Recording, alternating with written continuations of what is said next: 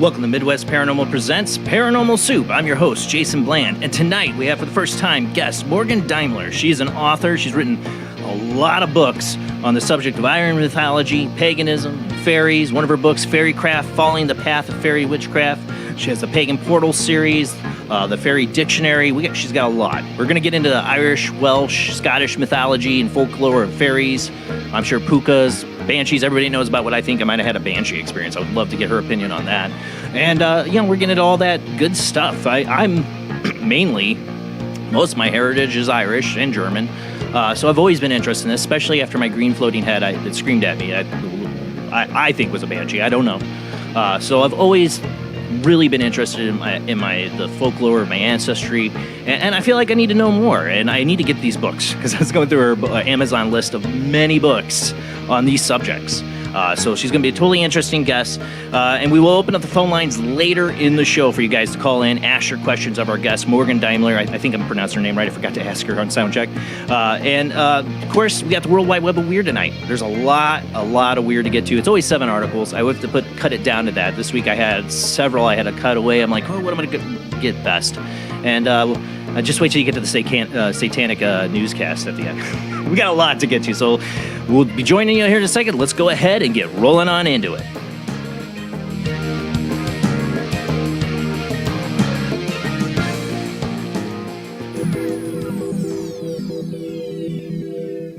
Welcome to another night of Paranormal Soup. As I said before, I'm your host, Jason Bland. Tonight's guest, Morgan Daimler, will be joining us after the World Wide Web Weird, after our first commercial break. But joining me now, as always, is my beautiful co-host, Jamie D. Finally, glad to have you back, Jamie. Glad you're feeling way better. Glad to be back. I'm glad to be feeling way better. Thank you. Yeah.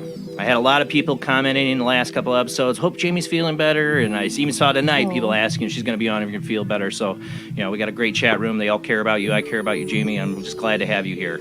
Thank you. And glad to have Rob from St. Augustine, Florida with us as well. How you doing tonight, Rob? Well, pretty good, I guess. Everything just kind of went to hell in the last few hours here, but I'm yeah, that's life, right? It just takes a few hours for everything to go to hell. My garage door decided to not work, so it's stuck open now. Oh, that's just great. Yeah. Commercial checks. Check your garage. Make sure nobody stole anything. Yeah. Like I said, guys, tonight's guest, Morgan Daimler, will join us after the World Wide Web Weird, after our first commercial break. But we do have a lot of weird to get to, so let's go ahead and roll into the World Wide Web. of weird.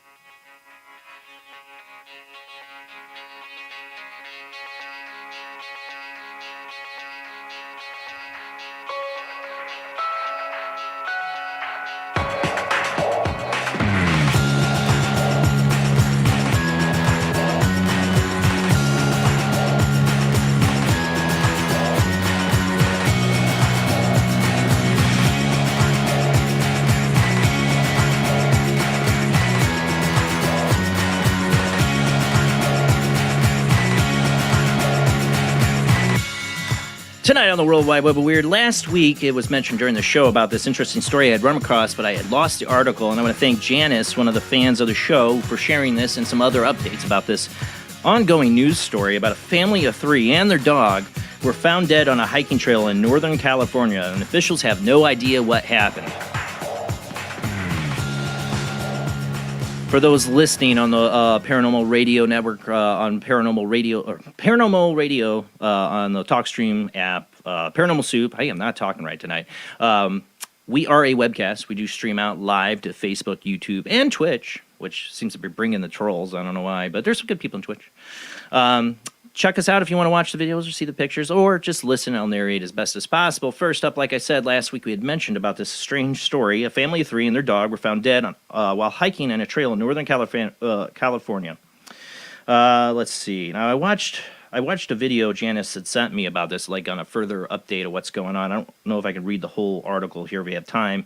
Officials are mystified, and this is from Insider.com, after a family of 3 and their pet dog were found dead on a hiking trail in Northern California earlier this week. The bodies of John Garish, Ellen Chung, and their 1-year-old daughter, Miju, and their dog were found dead Tuesday in the Jersdale area near Yosemite National Park. The Sheriff's Office began a search and rescue operation after someone reported the family missing at around 11 p.m. on Monday. The search team first located the family's car near the Heights Cove area of the Sierra National Forest. The bodies were found shortly after around 11 a.m. near Devil's Clutch area. This is never the outcome we want or the news we want to deliver. My heart breaks for their family. Our sheriff's chaplains and staff are working with their family and will continue to support them during this heartbreaking time. Now, this article gets really long, and I'll try to sum it up. So, as best I know from when I read this and the videos I watched on this family was found. The father was found sitting up with the baby in his arms. This is really hard for me to even talk about. This breaks my heart, this story. He was found with the baby in his arms, and the wife was found down the trail a ways. No trauma to the bodies, no identifiable way of just seeing off firsthand what killed them. No other dead animals found around them, because one of the things that's been blamed on this is an algae plume, that maybe they went in the water there where they've had warnings about deadly algae plumes or something there. But they have not found any other dead animals. It's not killed any other animals. It's doubtful they all went and drank from that water. They actually had their own water. These people were actually experienced hikers and campers. Such a beautiful family. It's heartbreaking. I'm not saying this is a paranormal case or aliens did it. I don't know. I don't know what killed this family, and I hope there's answers for their family members on this. And it's very, very mystifying what killed them. Now, there's autopsies have been done and blood toxicology that will come out in the next couple of weeks, and maybe that'll reveal what it was that killed them. But I mean, kill all of them, and the dog is so mystifying. And we talk about the 411 missing people cases, and Yeah, that's where I first heard of this one. And I mean, he was sitting there with the kid, the dog was laying there, and his wife was, I don't know, 25, 35 feet down the trail. And he had the cell phone. They only had one cell phone, and he had the cell phone on him, and she didn't. So if she was like going to go get help, you would think she'd go take the cell phone to try to call for help or get a signal. That makes no sense. All I could think is like if they got hit by poison darts or something, like if somebody they did ruled out something lightning. to them. Ruled out lightning. They've ruled out a lot of things. Right. And it's just mystifying what could have killed them. So if you're a camper, hiker, make sure you know what you're doing. These people had a lot of experience, and something happened to them in a national forest. I mean, it's just real tragic. And if I get any updates on this, I'll bring it to the World Wide Web of Weird and let you guys know. Yeah, that's a weird one because other hikers have been down that trail with no problems whatsoever. Yeah, that's what I'm saying. There's no if it's something poisonous in the area, that's like killing things. You would think you'd find other animals dead too, but just them. And I mean, obviously killed animals. It killed the dog.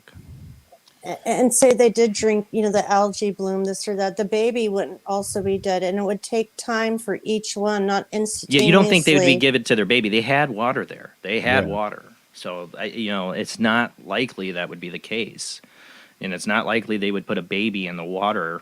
They didn't all get bit by rattlesnakes, right? There's like I said, no visible trauma to their bodies. It's really mystifying. It's really sad. It's heartbreaking. Yeah. I could see like them getting, them dying or the dog dying, but like everybody died. Right. That's what and makes they me had to have wonder. died within a time frame of all together. Yeah. Weird. I wonder if somebody was hunting them somehow and like killed them with something. How? There's no trauma. There's no that's physical all trauma. I can think is like a poison dart. No, I honestly, you wouldn't be able to dart all of them. It's something weird is going on here. Really weird. Aliens. I know. I don't want to go there. Bigfoot. Cryptoid. Portal. Don't blame Bigfoot now. It's bad enough blaming aliens. Blame poor Bigfoot. Portals. But speaking of aliens, let's move on to the second article. We got more cattle mutilations. Yeah, so weird stuff happening, right? Yeah, this one you might want to blame on aliens. Mysterious cattle mutilations continue in central and eastern Oregon. And don't zoom in on that picture. That's good enough. Okay. Oregon authorities investigating the mysterious death and mutilations of two bulls whose carcasses are found this summer, one in Harney County and the other in nearby Wheeler County. In the most recent case, a black Angus bull out of the Thomas Angus Ranch purebred line and worth about $4,500 was found dead and mutilated. August 14th at the Green Bar Ranch in Wheeler County. Bodie Brown, whose brother Tanner owned the bull, and a friend were the first to find the carcass near a watering hole. Its nose, its tongue, its left cheek, its ear, eye, reproductive organs, and part of its tail were removed with clean cuts. The cause of death is unknown. The bull, when found, had likely been dead a few days and was already decomposing. The 24-hour window during which a necropsy, what do they call it, could have been performed on the body had passed. Deputy Jeremiah Holmes of the Wheeler County Sheriff's Office is on the case. It's kind of a strange thing, said Tanner, who owned the bull and runs about 300 pair on 9,000 acres. It's unfortunate, but I think there are other people in the same spot I'm in. So obviously it's happening to others. Brown was right. He isn't alone. This is the fifth case of a cattle mutilation in Wheeler County in the past 20 months. Nearby Harney County has had 5 cases in the past 4 years, 2 of which happened this year in May and in July. According to FBI records, it's not just an Oregon problem. Since the 1970s, thousands of killings and mutilations of cattle have happened across the U.S. The case officially says unusually look eerily similar. A cow or bull is found dead in a remote area with no indication of how suspect might have gained access to the property. Typically, no footprints, tire tracks, fingerprints are found. There is no spilled blood. That's what I always find interesting about these. You look at the pictures, I don't want you to zoom in, but if you look at the pictures of these things and all that, there's usually no blood around the body. Yeah. How does that happen? Sometimes they look like they've been dropped, like right there. Like taken somewhere else and it was done and then dropped. I wonder, like, I know they happen in other countries, they have to, but it's mainly a thing that seems to be a U.S. related thing, but I know they happen in other countries. India, where they worship cows and the bull, as they considered sacred. I don't know if worship's the right word, but they consider them sacred animals. Do they get cattle mutilations? Does it happen there? I mean, why is it the U.S.? Is it just the U.S.? I don't think so. I'm pretty sure I've reported on it other places, like in England, I think. But I mean, predominantly we have a lot of cattle in the U.S., so I guess that's why it would happen here. But countries like India, where they don't butcher these animals, and they do have them. Do they have cattle mutilations like this? I'm curious. Anybody knows that information? For somebody to just go out in the field, to get a cow, a bull or whatever, just to be still to start doing this, you would have to tranquilize it or something, and there's going to be blood. Yeah, there's going to be a lot of blood. Yeah. I've seen animals butchered. I've seen how it works, and it's not pretty. It's not a pretty sight. It'll make you turn vegetarian quick. It didn't turn me. I like my hamburger, but I'm just saying it's not a pretty sight. Right. Speaking of India, let's move on to the next story. This one's really interesting. Let me pull up the article here. So, it's got to be Florida. No, that shouldn't be it. Hold on. I thought it was India was my next story. Oh, number 3 is psychic. Sorry, number 4 is India. I was speaking of India, and I thought that was the next article. Oh, okay. Sorry. Now, Florida psychic is back. Sorry. Forgot about this one. Remember we talked about this weeks and weeks ago? Maybe it was a month or 2 ago. I don't know about the Florida psychic scamming guys out of their money. Yeah. It happened again. They never caught her. Cops, and I got this from Coast to Coast. Cops in Florida are hoping to track down a self-proclaimed psychic who allegedly swindled a trio of men. A trio. Last time it was like $100,000. This time it was like $50,000. And the woman in question may be the same purported sorceress who made the headlines earlier this year for a similar scam. The unfortunate series of events reportedly unfolded in the city of Tamarack. Is that how you say it? Tamar. Yeah. A few weeks ago, when the various victims responded to a radio ad for a psychic who claimed she could turn people's fortunes around for the better. So if there's a radio ad, shouldn't the cops be able to go to the radio station who bought and paid for the ad and track her down? Yeah. You'd think so. The man were understandably intrigued by such a tantalizing offer and booked an appointment with the woman at her office in the commercial park. Upon their arrival, the victim told police that they were greeted by a woman calling herself Elizabeth and wearing a brown wig as well as a mask over her face to help prevent the spread of the coronavirus. It would seem that this was not at all that suspicious to the men as they proceeded to partake in the psychic services, which consisted of a palm reading and presumably instructions on how to improve their financial standing. It was the later part of the session where things went awry. As cops said, that she proposed a special ritual where she would, and this is the same scam, where she would double their money by performing a specific ceremony. And the last time it was like blessing their riches, right? Well, it's the same thing. The psychic sales pitch apparently worked little like a charm, and all 3 men later returned with sizable sums of money as well as expensive gold jewelry. In each instance, the woman indicated that she would need 2 days to accomplish the magical feat and assured her victims that she would bring the blessed riches back to them after that. As you likely surmised by now, the psychic subsequently vanished with all their money and jewelry, which cops say was around $53,000 in total. You think they'd be able to track her down by the radio ad? I think last time it was an ad in a paper, and I thought the same thing. I'm like, well, they paid for it, but I don't know how. Somebody had to pay for it. And, who paid for it? That'd be the scam artists. Yeah, but then again, these guys that are giving her their money and jewelry, pretty. There's a problem. I mean, they've always said, an ancient axiom is that there's a sucker born every day. Yeah. But it really feels like there's a lot of suckers nowadays. There's a lot of. It feels like there's a lot of people that don't have critical thinking and don't question when they should. Yeah. This would be an instance for sure. Yeah. But oh well, it's the times we live in.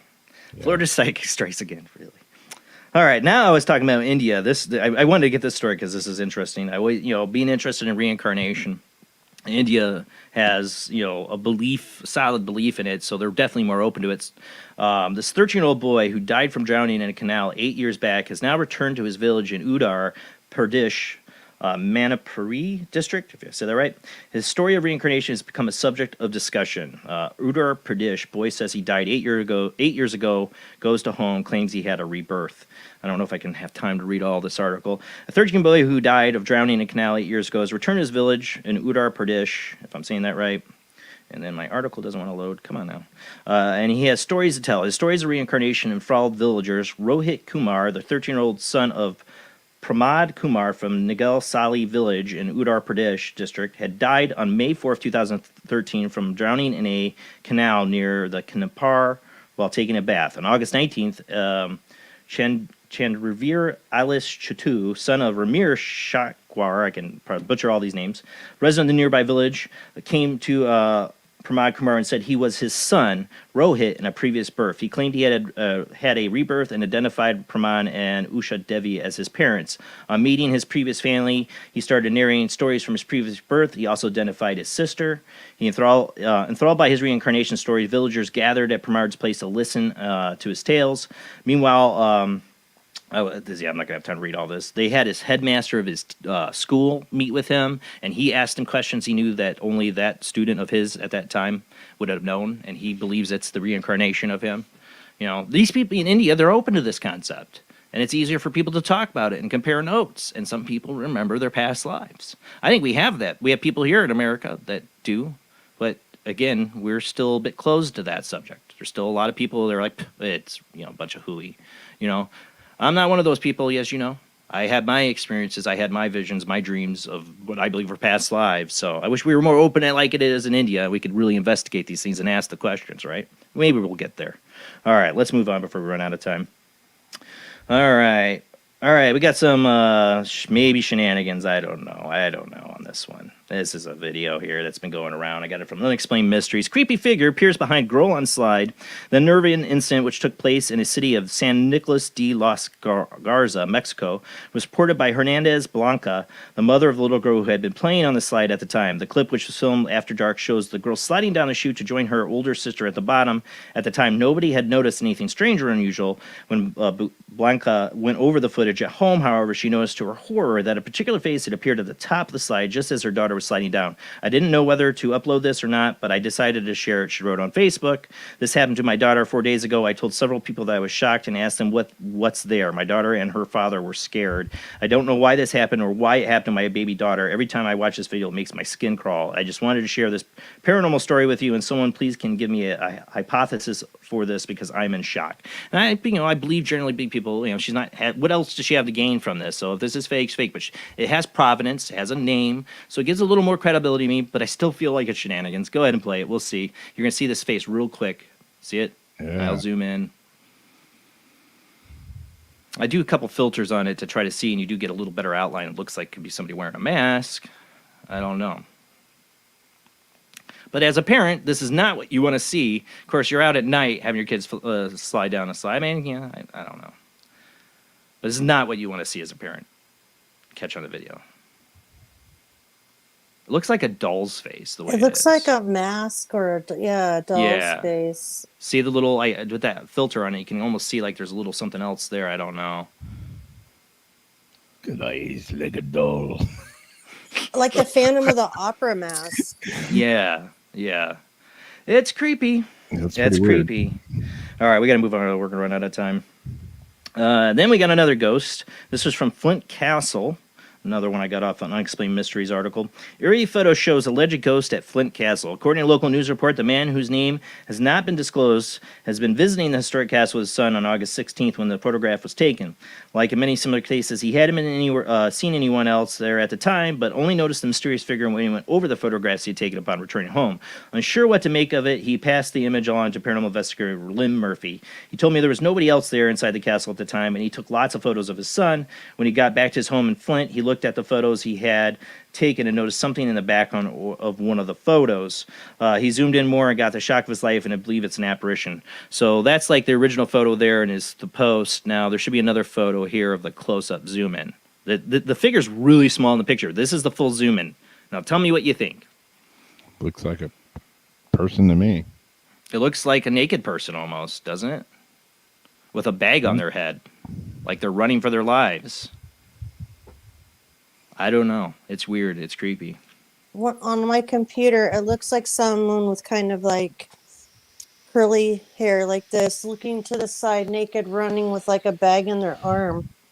There's something in their arms. It looks like a book or wood or something, but honestly, it or looks like there's a black bag. It looks like there's a black bag over their head, and they're naked and running. Is or maybe they got pants. They look like they're shirtless. Now I look at it, or maybe, but it looks like they're shirtless. I shouldn't say naked, shirtless. Like there's pants there.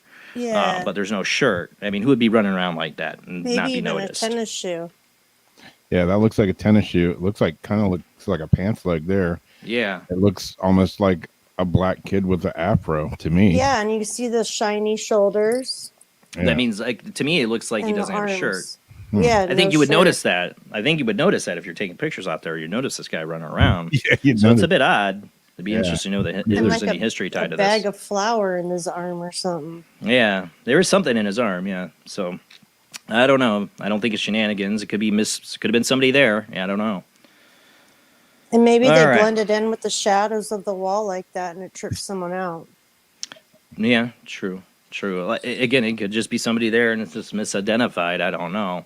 That's the problem with pictures like that when you see it afterwards.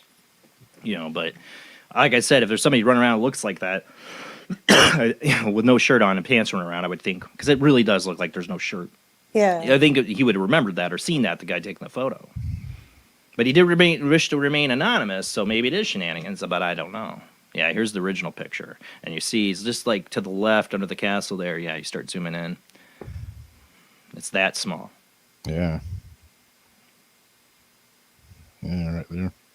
All right, we're going to run out of time. We got to go to the last article. All right, it's important. All right, so I saw a lot of people saying it's ABC News report interrupted by satanic ritual. Yes. Continuously errors, editing gaffes, and other mistakes are not uncommon during news broadcasts. However, a recent ABC News segment about a new animal welfare legislation was unexpectedly interrupted by a clip of something unusual that's hard to believe that it actually happened. The peculiar cutaway, which lasted only around 2 seconds, showed what looked like a satanic ceremony with robed figures chanting Satan, Hail Satan, in front of an illuminated upside-down cross. The news segment was immediately switched back to studio presenter, who, after a brief pause, continued reading the news as nothing happened. A closer look at the 2-second clip shows that it looks like a studio, it does, with a camera on the left and a woman sitting in front of a piano and keyboard and other individuals dressed in sort of Gothic robes. We can only guess what was going on at this end. Now, I think this was, I think this was Australia. They don't say. I think this was ABC Australia. They don't. It doesn't say in this article, but I believe it is. And if they're talking about animal rights, yeah, Australia. They're so crazy there. They euthanized a bunch of animals just so people wouldn't come to try to rescue them because it's in such lockdown. Because everything's gone to hell there. Obviously, they have satanic news broadcasts. Go ahead and play that satanic news beam footage there. Oh. Volume, maybe. We played this on Weird Did Weird you? Wednesday. Yeah, I had to sleep because I had to get up early, so I didn't get to watch. So you guys watch it. You're missing the Hail Satan. You don't have the audio. Darn it. It's all right. People get the gist here in just about a second when it comes in. So they're talking all this stuff, and then here it is. The guy goes, Hail Satan. If I zoom in on it in the later parts of the video, too, I show... there's a part where I cut to the left where you totally see it's a total full rig studio camera. See it? You wonder why things are so nuts. You wonder why things are going totally, they're gaslighting Christians in Australia. If this was Australia, I think it is. Why things are the way they are. This might be why. That's why I don't say don't trust your media. But that's it for the World Wide Web of Weird. We're not going to cut away to a satanic news broadcast, but we are going to cut to our commercial break here. And when we return, we'll bring our guest, Morgan Daimler. She's the author of numerous books on Irish mythology, paganism, and fairies. We're going to get all into the fairies tonight. Fairies like little flying wing fairies, like Tinkerbell. No? I like I said, I've always been interested in the Irish mythology and folklore, and Scottish and Welsh, but I'm a lot of Irish. I had a great-great-grandfather, Lass and Kelly, that moved here. And married a full-blooded Cherokee woman. I've always been interested in heritage, especially after I saw a green floating head when I was 5, and I think it was a banshee. Who knows? Maybe it was a puka. I had somebody tell me it was a puka. I don't know. So I'm all interested in this. If you guys have had any experiences with fairies, banshees, pukas, any of that, call into the show tonight. I'd love to hear. I'd love to compare notes. That's what this show's about. All right, guys, we'll be right back after a short commercial break.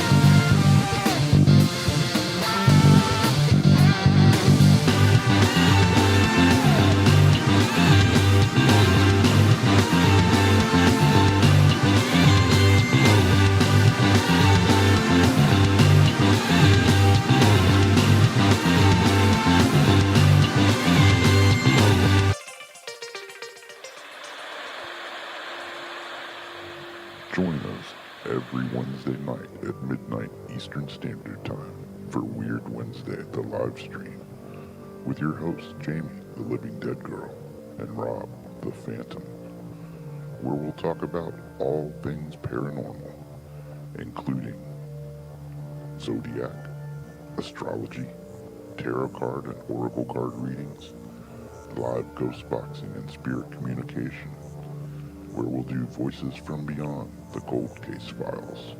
So we hope you join us live on Facebook and YouTube every Wednesday night at midnight Eastern Standard Time. We hope to see you there. Bye-bye.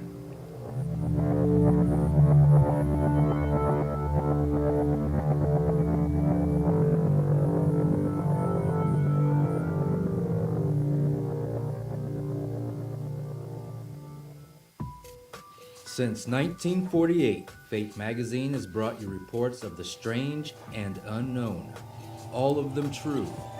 Fate Radio is carrying on that tradition, bringing you the unusual, macabre, strange, and bizarre. Join host Kat Hobson Sunday nights from 8 to 10 p.m. Eastern on WBHM Digital Broadcasting.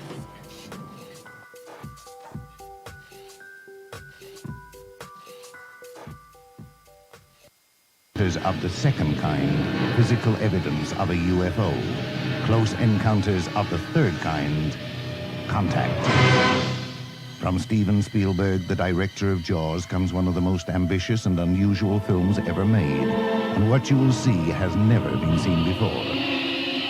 It's a cosmic mystery crossing what many scientists believe will be the next threshold of human experience. It is called Close Encounters of the Third Kind. It begins in an Indiana town and leads to one inescapable conclusion. We are not alone.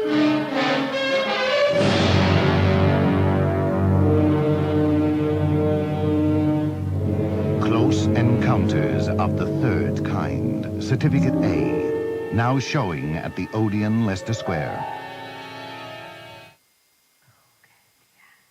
The international chart-topping Haunted Horror of Haverfordwest has been described as terrifyingly real, a must-read, shocking and chilling brilliance, genuinely worrying, utterly frightening. Don't read before bed.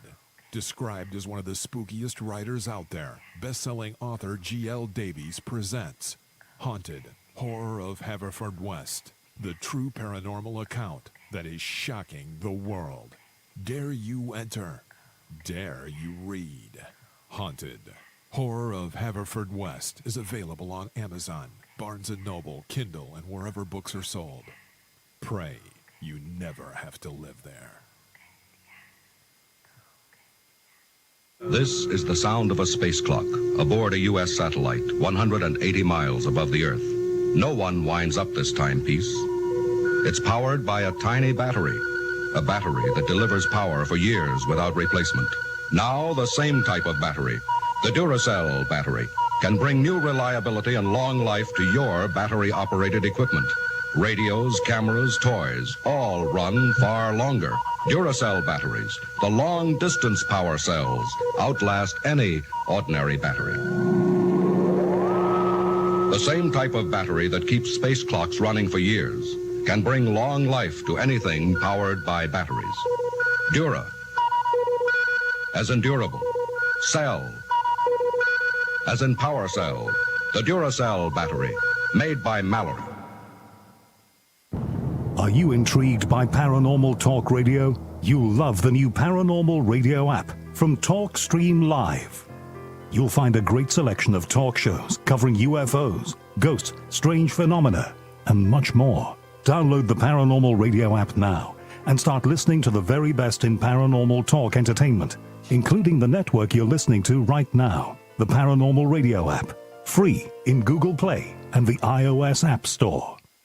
Switch to DCS Ranger. 240, nominal to profile. We're in the pipe, 5 by 5.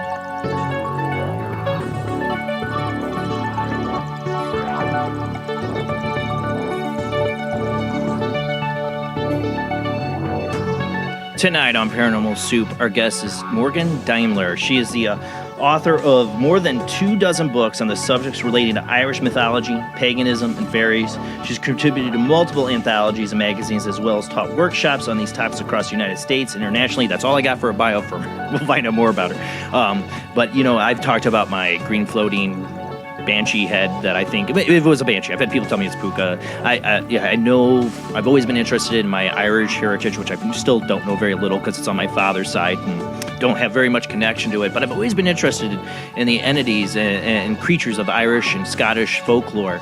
And of course, you know me, I take more of an Ancient Aliens approach to it, but I do believe they're real. I believe people have had these experiences, and I don't think it's just located in Ireland or Scotland, or that these things are also talked about in so many other cultures just by different names. You know, are they evidence of extra-dimensional entities, aliens? I don't know. I don't know if we'll get into that subject tonight. We might. You know how it is. It's Paranormal Soup. But we will open up the phone lines for you guys to join this conversation later in the show. I'll let you guys know. We got a great guest tonight, so let's go ahead and get rolling into it.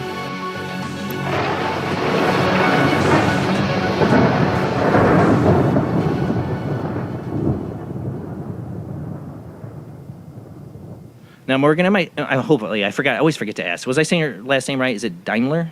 Yeah, I'm super impressed because you said it correctly, and everyone always messes it up. So, I'm getting better at this. I'm getting way better at this. So, I had a short bio that was given to me for it, but I want to know more about you, Morgan. I'm really interested. I myself had a great-great-grandfather. He came from Ireland, married a full-blooded Cherokee woman, and that's about all I know. And when I was young, I was about 5 years old. Me and my cousin saw a green floating head. It started out as, I want to tell you this story to start out tonight because I can't wait. I've always interested. I've had Varla Ventura, who does a lot of research in this subject, on, and asked her about it. So I have to get to my personal experience. Sorry, guys, hold on. It's all about me. But I have to ask. So when I was little, I had this experience. Me and my cousin I was staying the night at his mother's boyfriend's house. Now, I don't know if this house was haunted or what the history of it is, and I don't have any contact with them anymore. But I was we were like 5 years old, and that night I remember we're supposed to be going to sleep, and it was dark in the room, and I could hear this like whimpering, like started out as like crying. I thought it was his mom crying. I'm like, oh my, why is your mom crying? He's like, I don't remember. I was 5 years old. I don't remember the conversation totally, but I remember trying to say, your mom's crying, and he's just like, what? He didn't hear it. Then the crying got louder, and the next thing you know, there's this pop, and this green head comes bursting into the room. It's like, it reminded me of the Wicked Witch of the West. It was a woman's face, but like a witch's face, like horrible, like in torture. And it's wailing, I don't know, crying, screaming, all around. It's coming around, and my cousin sees it. He's like freaking out, crying. We're yelling for help. Nobody hears us. And he pulls the blanket up over us. I'm like, and it gets quiet. I don't hear it anymore. I'm like, I'm gonna look. I think it's gone. And I remember pulling the blanket up to look, and he's like, oh no. And I pull the blanket up, and this thing comes whoosh, and I hear the screaming and wailing again. He jumps off the bed. I go rolling onto the floor, and this thing's wailing around above me. Okay, just flying around. I go and get under the blanket, and I'm holding on to him as he's trying to like get the door open, and we get out. His mom and dad, or his mom and his boyfriend wake up. They come into the room, and there's nothing there. 13 years later, not 13 years, it would have been 8 years later, we were 13, and I go, you remember the green floating head that we saw? He got all white. He's like, what? I said, remember the green floating head we saw when we were little kids? He goes, I thought that was a nightmare. I go, no, that really happened. I was there with you. Yeah. Now, he was on my mother's side, was no Irish background, really. He told me he didn't hear the wailing or screaming. He saw the green floating head, but he never remembered the wailing and screaming. I'm like, well, that was like blaring in my, that's all I could hear. And he didn't. And the only thing I could think of as I got older and did more research is maybe because of my Irish heritage, this was maybe somehow like a banshee or something. Like I was hearing the banshee wail, and he couldn't hear it because he's not Irish. Not as nowhere near the Irish I have. I don't think if he has any Irish, it's very little. So I don't know if you've heard anything like that in the folklore, or a green floating head, or anything like that. I don't know. The green part is not something I've run across before, but certainly the idea of like the screaming and crying, the woman's appearance, and there have been accounts where there was a group and one person heard it and the other person didn't. So that kind of lines up with what we'd expect with folklore. Yeah, that's what brought me to that, not conclusion, because I'm still at question of what it was. But that's what got me into this. At 5 years old, after seeing a green floating head, I believed anything was possible. What was even weird is when my first paranormal ghost hunt, I was part of this college group that did a course in paranormal study. and me and my wife did it, and my beautiful mother bought us the classes. Love you, Mom. It was a wedding anniversary. She knows us best. And we were in this pub after this investigation, and I was telling this story, and the guy who was our teacher and that heard me talk, and he goes, "Stop." He goes, "This woman over here just told a story about a green floating head, too." And she was Irish, a lot of Irish heritage, and she had seen a green floating head, not making any wailing or crying, but floating over her father. When she was like 6 years old, she walked in their bedroom and saw it floating over her father, and then got the heck out of there. So I was like, that's about the only other trace of evidence of anybody else in the experience of a green floating head. But that's why I do the show. That's why I got the green background. You see this here? I like I've always been impressed by that green glow this thing had. Just after that, I accepted fairies could be real, leprechauns could be real, troll. I was obsessed with the movie Troll. Any of these things could be real. If I can see that, that means everything these people have been telling me is bull. There's a lot more we don't understand, and it's been with me ever since. Yep.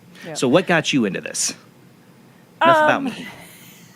And here I was all set to keep talking about banshees. We can. Trust me, I want to talk about banshees. Yes. Yeah. If you want to keep talking about banshees, I am all good because I love it. I was just going to say, like, the green part is throwing me a little bit, but to be fair, like, when you look at some of the anecdotal accounts, there are some pretty odd accounts out there that are you know, definitely considered to be banshees. Like, they're sort of the stereotypical appearance that people will talk about, but there's one account I was reading about in Ireland where they said it looked like an owl with a flame over its head and wearing a cloak.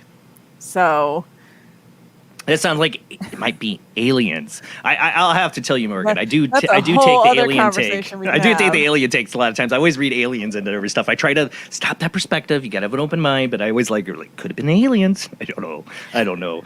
But any of the stories about banshees ever just a head, a floating head?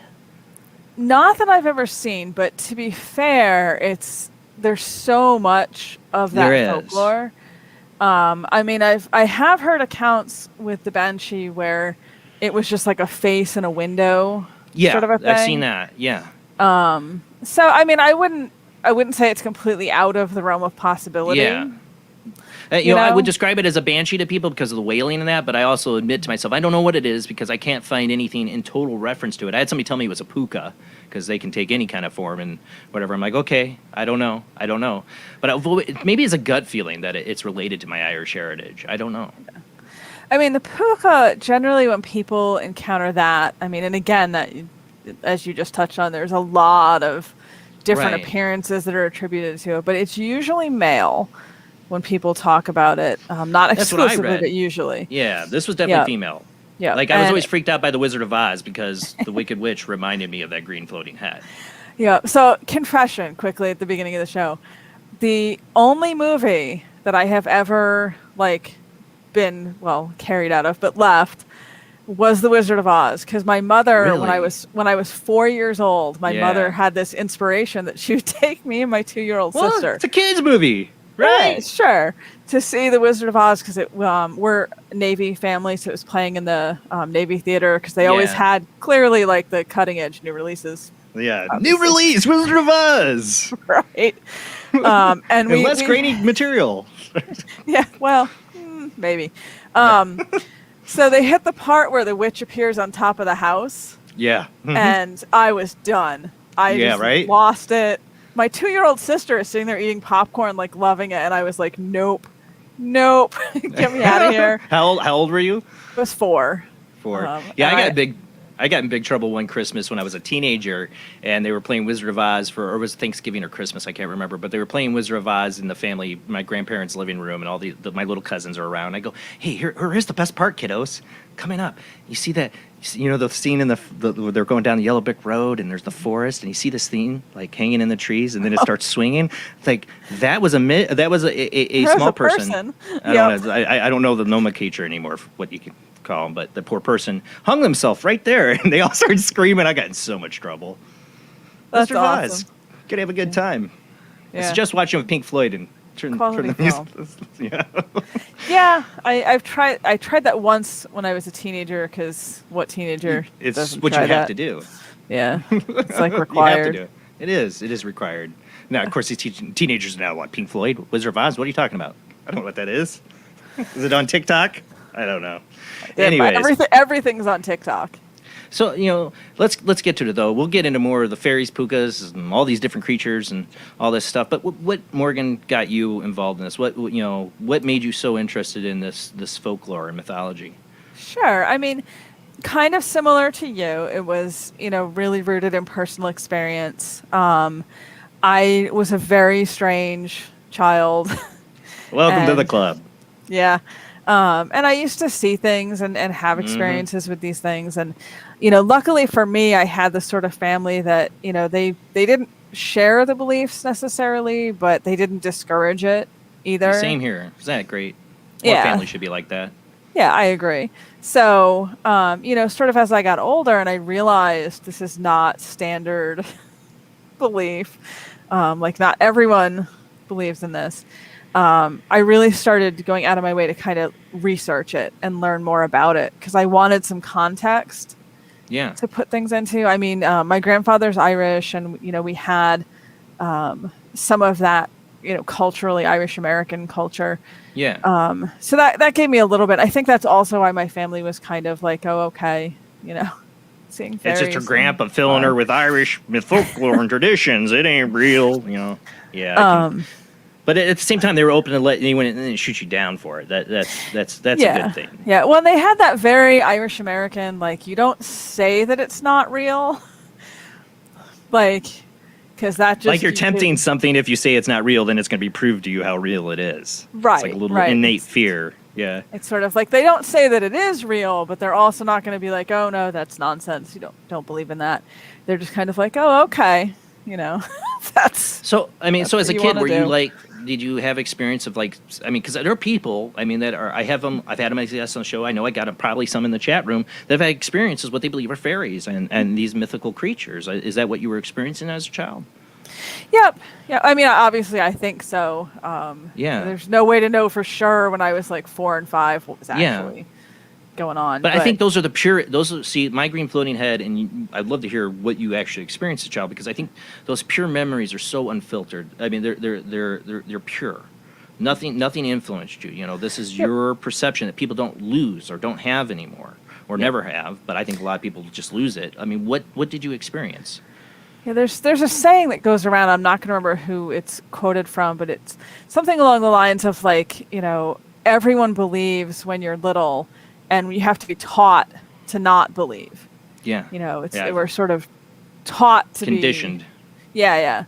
Well, like for example, when I was around 5 or 6, as I mentioned, Navy family. My dad was in the Navy.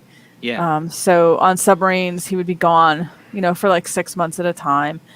So it would just be me and my sister and my mother. And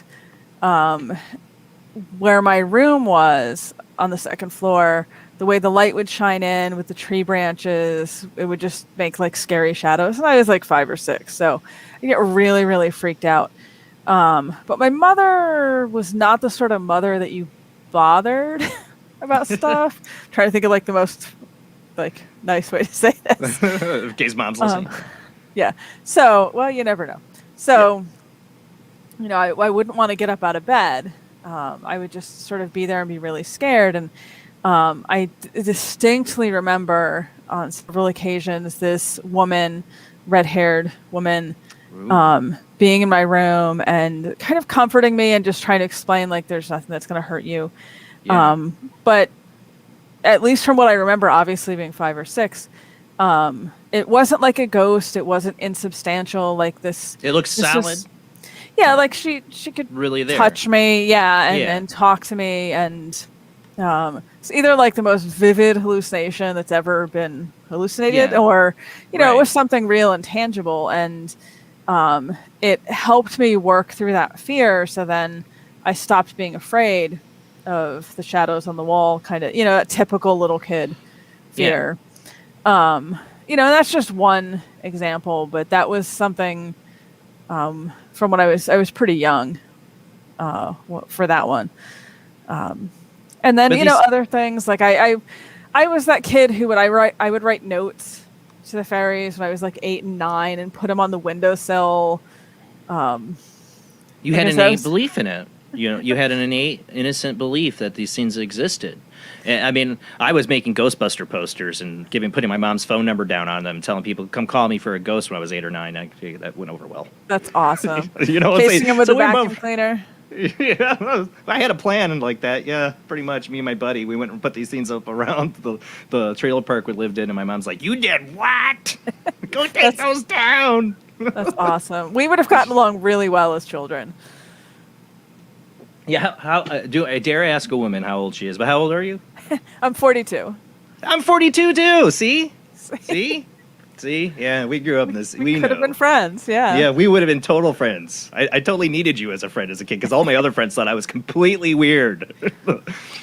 Yeah. I don't care anymore. Back then, it really it hurt. That kids called me the mad scientist or the weird kid or Satan or whatever they called me. It hurt. Now I'm like, I wear it as a badge of honor. Yeah. I'm proud to be weird. And I welcome all my weird chat friends here. We got in the chat room tonight. We will get to your guys' questions. So you got, as you got older, started researching this, but it takes a lot because I haven't written a book, and I've had a lot of publishers tell me I need to write a book to get into writing, and you've written a lot. So what, I'm going to start writing about this. I mean, it's one thing to do a lot of research; it's another thing to write a plethora of books. Yeah, the first one that I self-published, I think, was almost sort of accidental. It was part of a project I'd been working on for a group I belonged to at the time. And, I shared it with some friends and they really liked it. And they were like, oh, you should, put this out there. So I just kind of self-published it. I didn't think much of it, to be honest. Yeah. I have been publicly teaching about the good folk about fairies since 2000. And this would have been like 2010. So, I'd kind of already been out there a little bit talking about the subject, but I hadn't really written too much. And then I was approached by a publisher, a very, very, very small publisher, to be clear, who a friend of mine had been working with, and they wanted a children's book about the fairy faith for kids like 8 to 12, kind of middle grade. Yeah. And, they were looking not for fiction, but for something nonfiction, like how would you actually teach children how to interact with these beings or, what to do, safety tips, like kind of a basic kid's guide to what this is and how you do it. Yeah. And I was like, sure, that's right up my alley. And I have kids. So at the time, I think my oldest was right somewhere like maybe 8 or 9. So right in that, age group that we were aiming for. So I was like, yeah, why not? And then from there, it's like potato chips. You write a couple books, and then it just before you know it, I gotta get past writing the first one. So I'm much honored to you for writing so many ones. I'm really, my wife, she had to go to bed, and I'm like, oh, you're really gonna want to watch this show because she's been in witchcraft, and I was telling her like, oh, this one book you probably really like is the Fairycraft, Following the Path of Fairy Witchcraft. She's like, oh, I'll have to ask her about it. There's so many different books you read, the Pagan Portal series, all these different subjects. You mainly are, kind of going through all the Irish, Scottish, and Welsh folklore and mythology? Mostly Irish and a little bit of Scottish. I know some Welsh, but I definitely wouldn't say that's my, my forte. A little bit of Norse and Germanic in there for flavor, I find the cross-cultural stuff really fascinating. Yeah, that's me too. That the differences. I'm not an expert like you. I just roughly have read about fairies and Irish and Scottish. One of the things was the fairy courts. The Ireland has a whole more, I don't want to say peaceful, but more Game of Thrones kind of thing going on with the fairy courts. While the Scottish have more of I don't know, fight comparison. Affiliation. I don't know. There's a difference there, but I was interested. What are the fairy courts, and why are they different between the two cultures? Yep. So when we talk about Ireland, you have all these different fairy kings and fairy queens, and they're very regional. So depending on where you are, there's going to be a different sort of who's in charge of the good folk, the fairies in that area.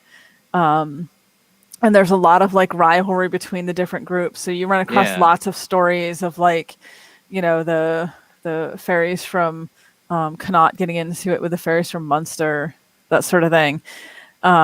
So Game of Thrones, I love that, and I will remember that comparison. That's what it reminds me of, because it's it's got like the royals of the fairy realm, Yeah, and there definitely is some like competitiveness, and they get into, sometimes it's like sporting matches, and sometimes it's actual fights, and so that's sort of the setup you have in Ireland. And then Scotland, you have this idea that there's primarily two courts.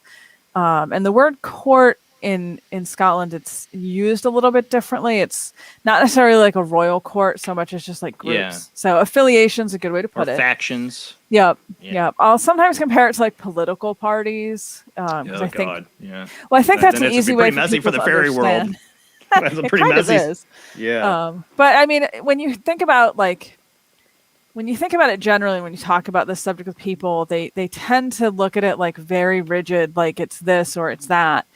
Whereas if you kind of explain it the way you would look at like political systems, you can see there's a little more fluidity. Like just because you start out on this side doesn't mean you can't kind of, switch to the other sort of a thing. So in Scotland, you have the Seelie, which means like lucky, blessed, fortunate. Yeah. And those are the ones who generally are a little more well inclined to humans. They will still mess a human up, but they'll give you some warning first. And they're the ones who practice like random acts of kindness. Sometimes they'll just help a person for no reason. And then you have the Unseelie, which means unblessed, unfortunate, ungodly, all that fun stuff. And those are the ones that really, really just don't like humans, except like on the menu kind of a thing. You're right. Yeah. So that's you in the whole like fairy fan base, you got the people like, oh, they're lovely, beautiful little creatures and so mystical and magical. And then you have the other dark side, like they take people, they go missing. They wake up 10 years later, or, there's just all these stories, they do good, they do bad. And then they're not just, when I think people think of the fae or fairies, there's a lot of different things that fall into that category. Am I right? There's a lot of different species, I guess you could say. Yeah, that's a great way to put it. A lot of times when you say the word fairy, particularly in the U.S., people tend to immediately picture like Tinkerbell. Yeah, right. It's that little, like twee, cute, kind of harmless. I actually picture the girl from a Legend. Yeah, I'm a fan of that movie.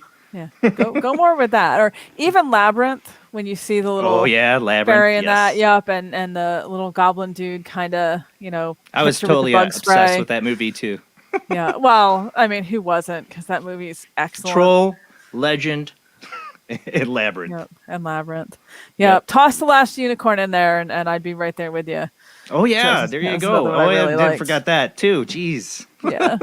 So we would have totally been friends as kids. Yes, we would have totally been friends as kids for sure. We would have. I liked Ghostbusters too, so we're good. We'd put on the proton packs. Yeah, definitely. But there's all these different species of fairy. So let's go down the list. Outside that Victorian, which is where it comes from. Yeah. Which is what I got all sidetracked talking about Ghostbusters. But sorry, that's my fault. That's okay. We have that kind of idea, especially in the U.S., of fairies as these like cute little, winged children, more or less. But a lot of that comes from Victorian culture because they're the ones who kind of took the idea of fairies from folklore and made them for children, made them something fun. Like the Disney version. Yes, and harmless. And it's sort of, once that process started, it's just sort of continued until we get to what we have today.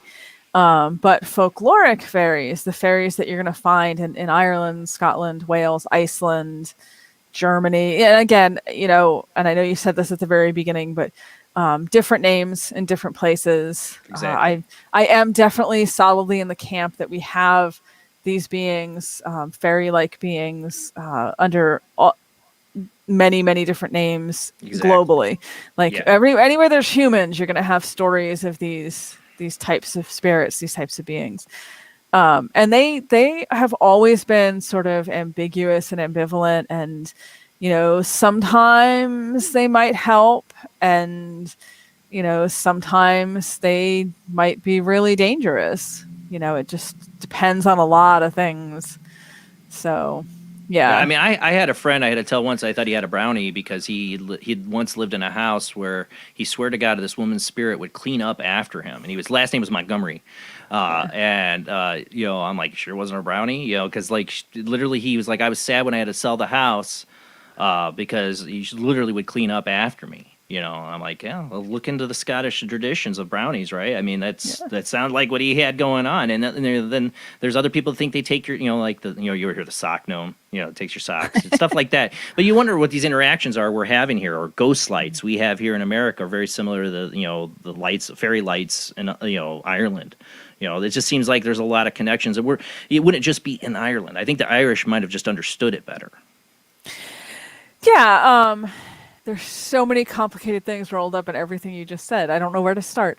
I definitely think as communities of humans move in different places, they bring these beliefs and these beings with them. So, we find, like, obviously here in the U.S., we find stories with the different, tribal nations that are native to this continent. Of beings that are very similar to what we would call fairies. But you also find stories of fairies. There's a newspaper account from Massachusetts from, I want to say it's like 1883, about this town that was honestly thought they had an issue going on between the pixies and the fairies in the town. It sounds familiar. I think I've read this before. Yeah. And obviously, I mean, the guy reporting it for the newspaper was very, kind of nose in the air about the whole thing. Like, oh, these silly people in this town think they're pixies and fairies are not getting along. But it really reflected the fact that, for these communities, this was a real, like, they were really concerned. This was not a joke to them. Just what were they? I'm interested. What were they reporting happening? Like, what were they seeing or witnessing that they thought they had pixies and fairies in a war? I'm trying to remember. And I know some of the issue was that it was a bit of a difference between some Irish immigrants and Welsh immigrants, which would be the fairies and the pixies, respectively. Yep. And the gist of it was kind of that the fairies were sort of, I wouldn't say necessarily benevolent, but kind of the more positive beings that were in the area, and the pixies were causing a lot of problems. And this idea that the two groups were not getting along, and so you had like a fairy pixie throwdown happening. Again, as like you said, you have Irish and Welsh immigrants coming to this country, and if they're bringing these things with them, that there would be a clash because they were separated. I mean, they had contact and all that, of course, across the pond, but when they came here, they're in one community. That's new energy being put together, and it would be interesting to have a time machine, go back there and see that, but, what they were experiencing, if there was something happening like that. Yeah, there's quite a few really interesting accounts in the United States and in Canada. I will say, to be fair, I'm not trying to ignore the rest of North America, but of people having encounters with these beings. And since I mentioned Canada, I will say there's a very good book called Strange Terrain, which is specifically about fairies in Newfoundland. Oh. And they're talking accounts in like the 1980s. So, I mean, I realize now that's not super recent, but it's not that long ago. Because I have to remind the kids at my work all the time. Yeah. Well, to me, 40 years in the term of when you're studying this subject, like 40 years really isn't that long ago. It's pretty recent. Compared to 1,500 years or so, Right. Like one of the main Irish sources we have for anecdotal accounts, it's called Dúchas IE. It's collection of folklore that was recorded by school children in the 1920s and 30s across Ireland.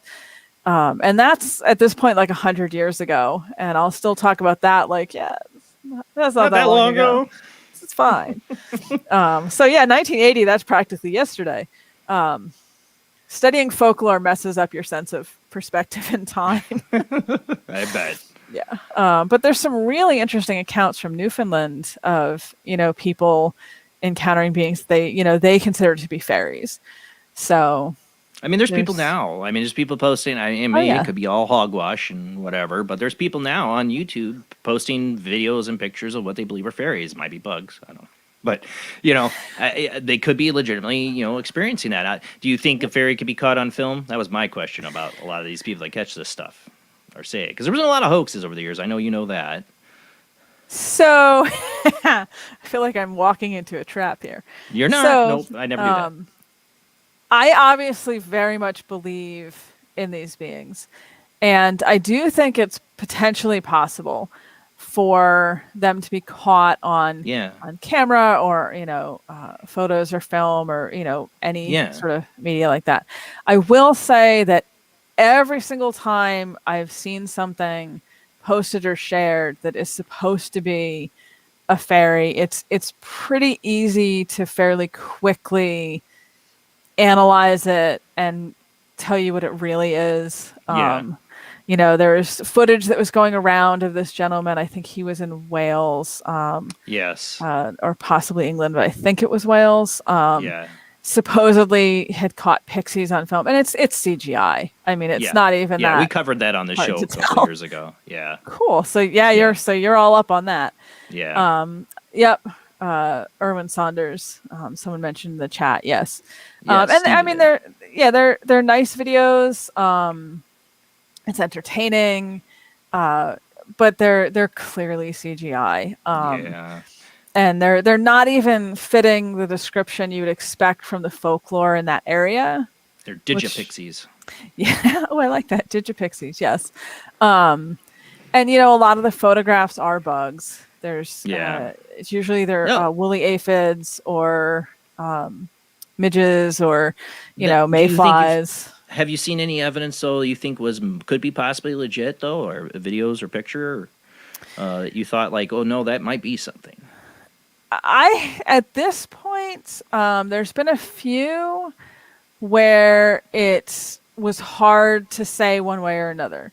Yeah. And again, I want to preface this, my harsh opinion here, by saying that I do fully believe in this, and I do think it's potentially possible. I just think a lot of times it is pareidolia. It's people. Yeah. Doesn't mean it's not real. Right. Doesn't mean it's not a real experience. Yeah. Just because you can find something that's been hoaxed or fake doesn't dissuade all the other people's experiences. Right. And I think you get the people who want to prove it so much that that's why they put it out there. Yeah. Or they genuinely believe it themselves because they want it to be real so much. And I respect both of those things, but I do tend to be more skeptical. Just in my experience, everything that's ever kind of been out there that I've run across, is not too hard to debunk. And sort of like the paranormal, the ghost hunting community, I think if you want to have proof, it has to be proof that'll hold up.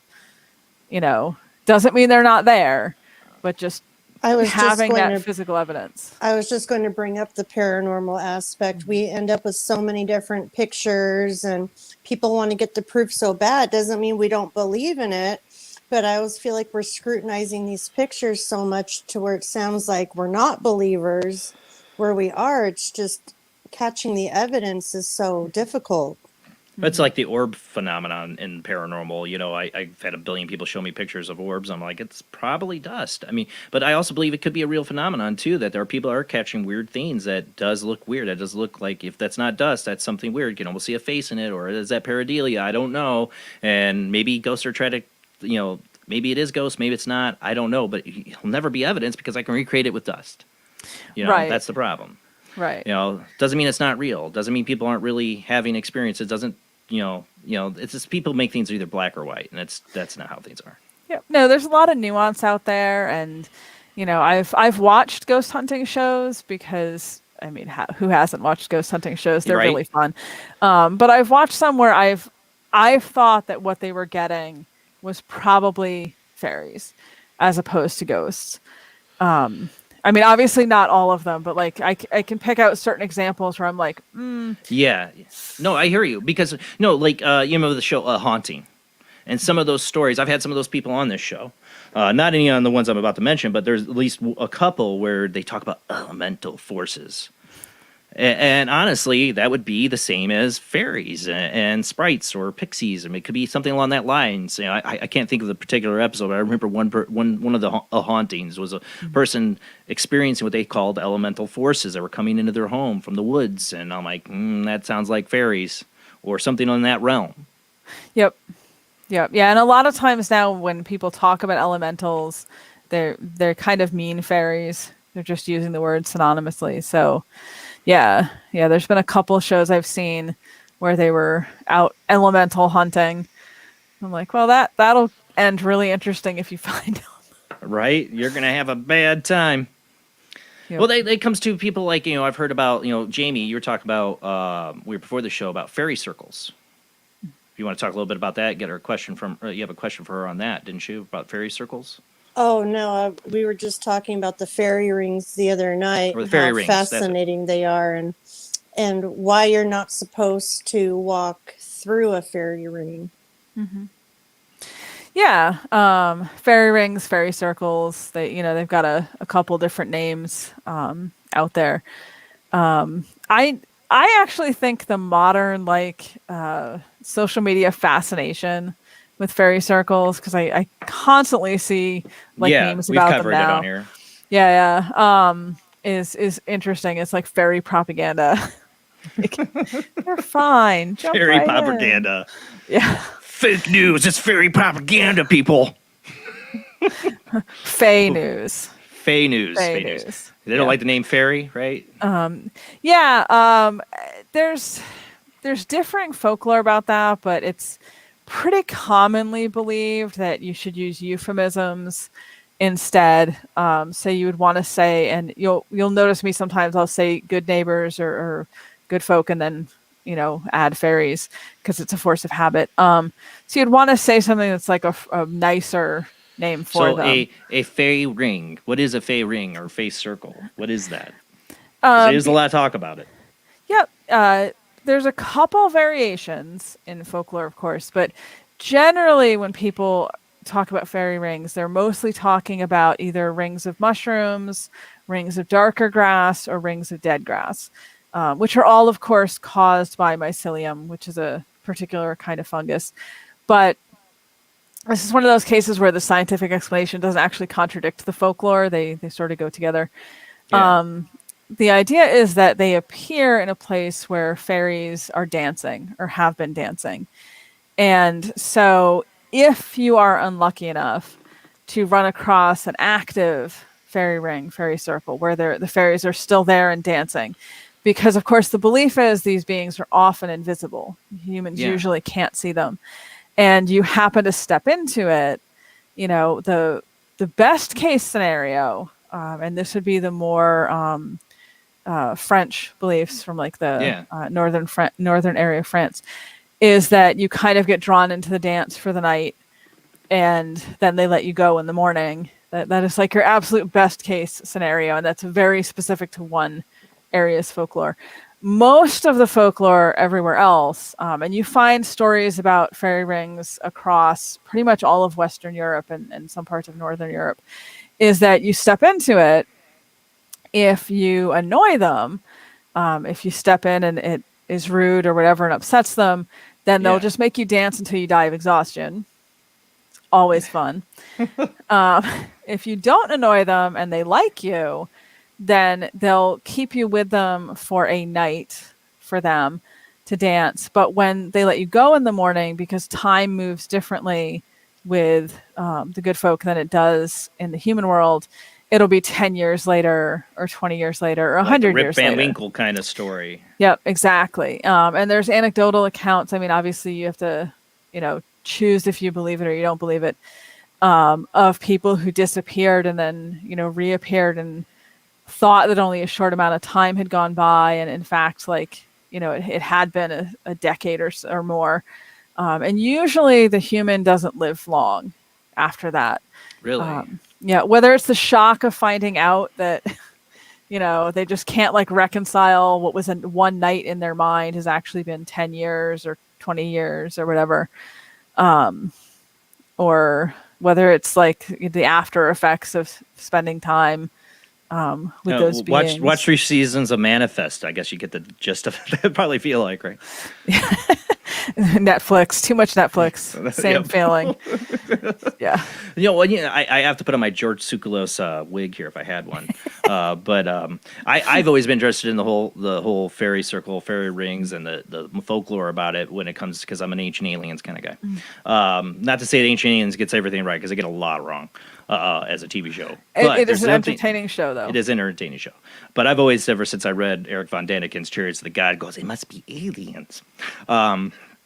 But what I always found interesting about that is that, when you look at UFO reports of, I saw this craft and it came and touched down and then there was a circle and the grass was dead, and then an abduction cases like that, and then they find a circle in their yard and the grass was dead or weird looking or misshapen, and how similar that is to these folklore stories of, I can't help but ask, could it be aliens? I don't know. I've always wondered that. I know you have, your beliefs, and that's fine, but I always go there. I always go there because of these stories that are all over.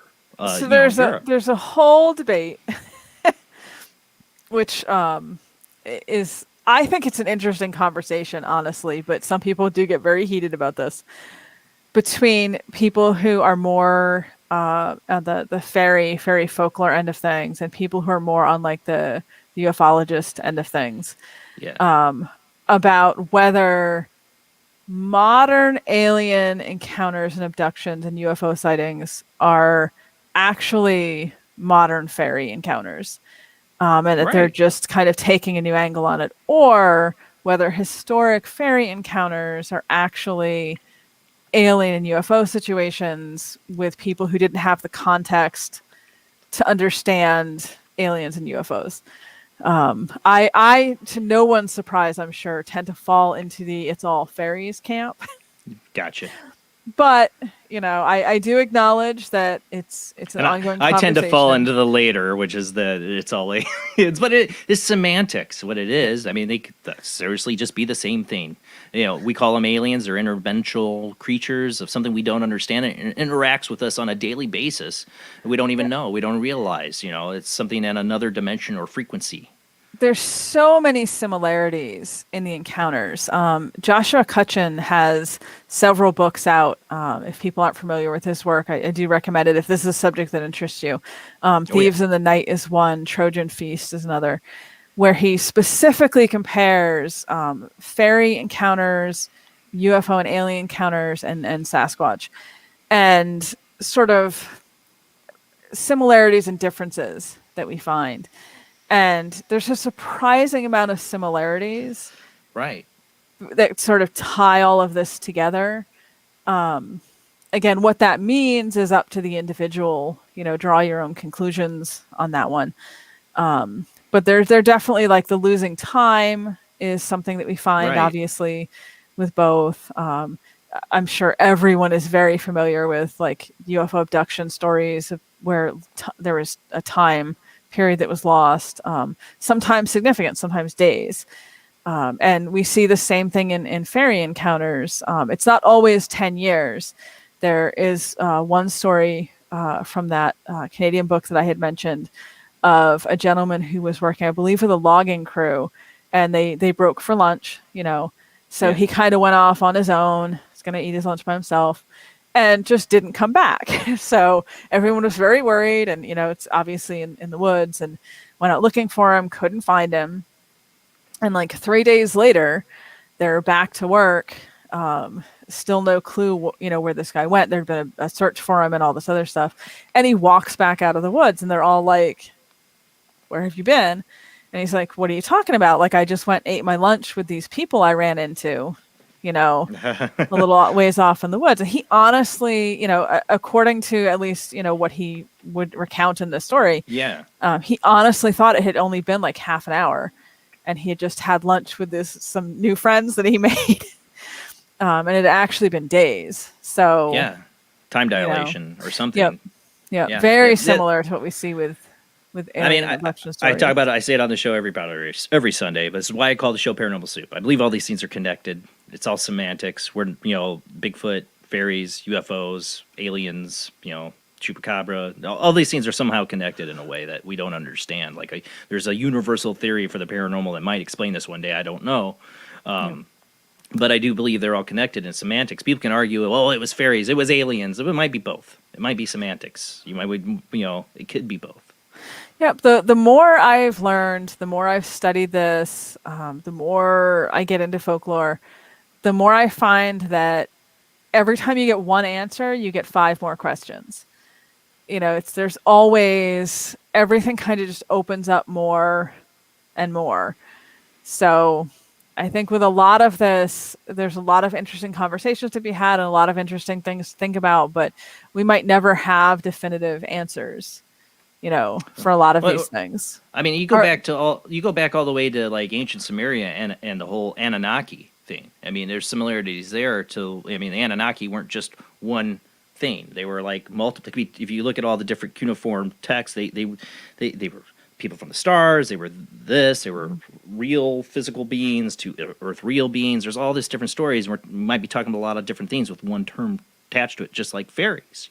We talk about leprechauns, brownies, sprites, pixies, and banshees, and all these other things. It's like a term given to something that's widely out of our realm of understanding. Mm-hmm. Yeah, no, definitely. And, talking about some of those connections, like there's some folklore that talks about fairies having come from the stars. There's some that talks about them, coming from another world, another reality. That's sort of the definitive characteristic that makes them what they are. But, whether that means they're interdimensional, extra-dimensional, I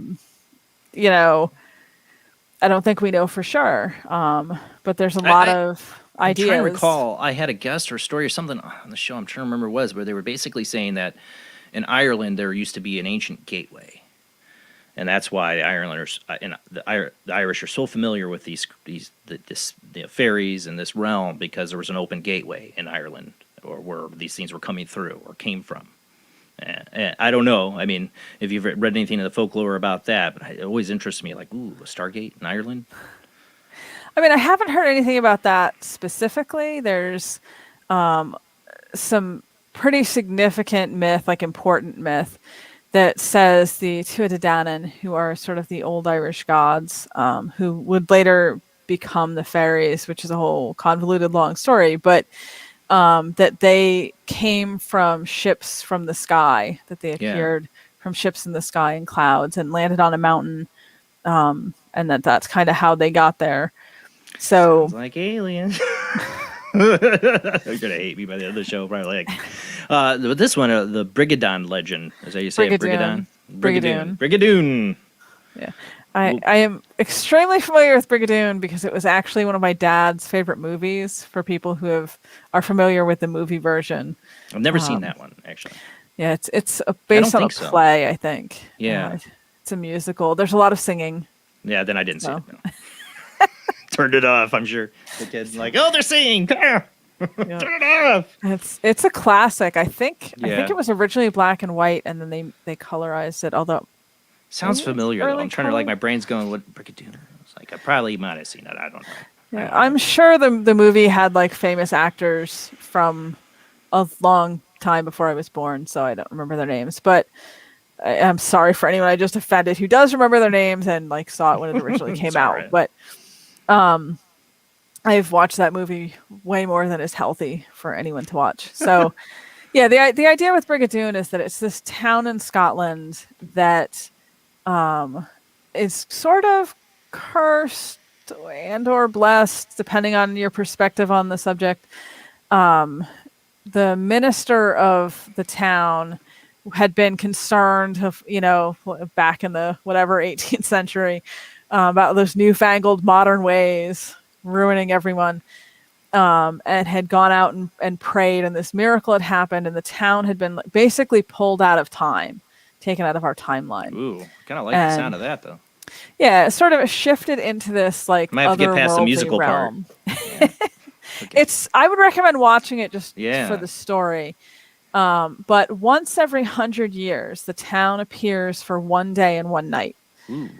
And so, of course, we have hit the point where it's appearing, and these two hunters from the U.S. who were like pheasant or grouse hunting or something, happen to wander into the town, which is this perfectly preserved 18th century town, because as far as they're concerned, it's only been a couple days since this miracle happened. And so, of course, these modern people from like the 1950s are in the town and interacting, and then all these shenanigans ensue. But the concept of it, the premise, is definitely really interesting, in the wider sense of time slips. I'm going to have to give that musical a try, actually. One of those times I passed up a musical. As musicals go, it's not that bad. I'm going to have to give that one a try, because it's got all the story concept I would totally be fascinated with. Time slips, town that reappears, and, that'd be totally up my alley. Too bad I probably didn't give it a chance if I was ever on TV. Like, it's musical, turn it up.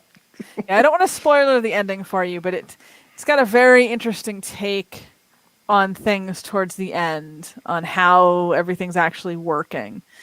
So I recommend it. I do want to get your thoughts on some of the fiction and way it's been shaped for fairies over the modern age of that, and get your opinion on that. So I'm a big film buff, TV fan, and love all this stuff. And and some of it, my wife's like, oh, she loves it, but then she's like, oh, that's stupid. Like some of it's cool, and we let a lot slide when it comes to fiction.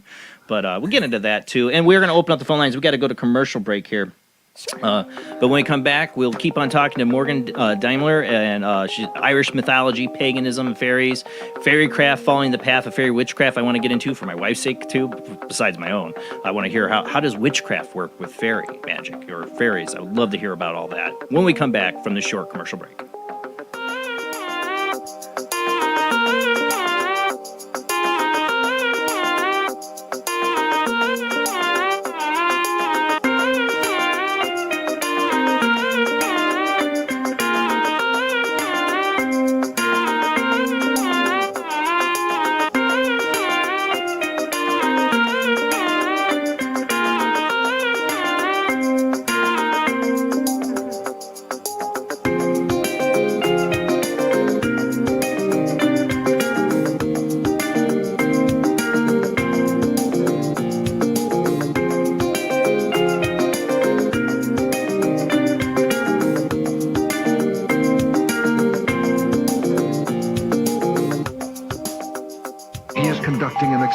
Into the combined effects of sensory deprivation and hallucinatory drugs. The subject of the experiment is himself, and the experiment is out of control. Ken Russell's Altered States, a film that must not be missed, is in the West End now. Altered States, Certificate X. Do you wish for more paranormal and spiritual content? The Paranormal Chronicles magazine is a free digital magazine crammed with the very best in paranormal and spiritual articles and features. No sign-up, no subscription, just free reading and knowledge for you. Read today at www.paranormalchronicles.com/magazine.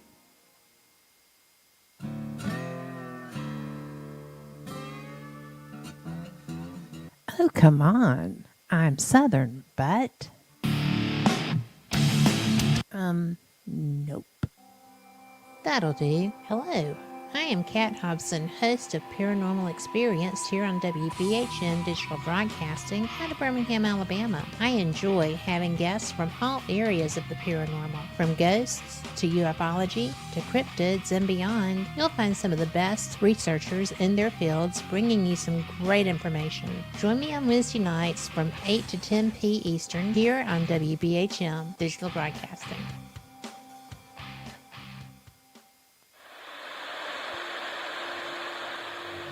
Join us every Wednesday night at midnight Eastern Standard Time for Weird Wednesday, the live stream, with your hosts, Jamie, the Living Dead Girl, and Rob, the Phantom, where we'll talk about all things paranormal, including zodiac, astrology, tarot card and oracle card readings, live ghost boxing and spirit communication, where we'll do Voices from Beyond, the Cold Case Files.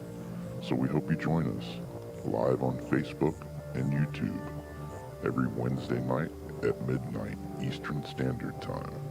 We hope to see you there. Bye-bye.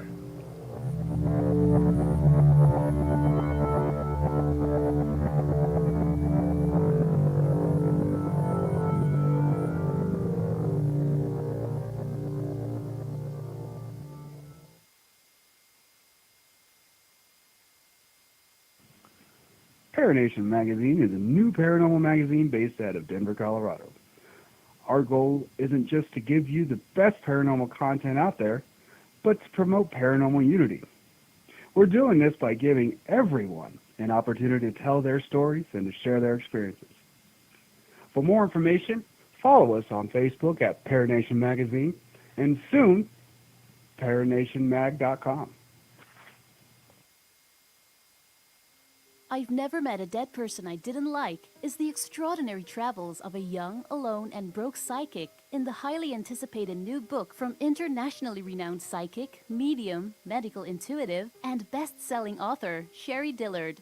Critics have described I've Never Met a Dead Person I Didn't Like as an engrossing memoir, an empowering story of how a broken girl came to accept her psychic gift, a refreshing and fun read. I've Never Met a Dead Person I Didn't Like is available through Amazon, Kindle, Barnes & Noble, and wherever books are sold.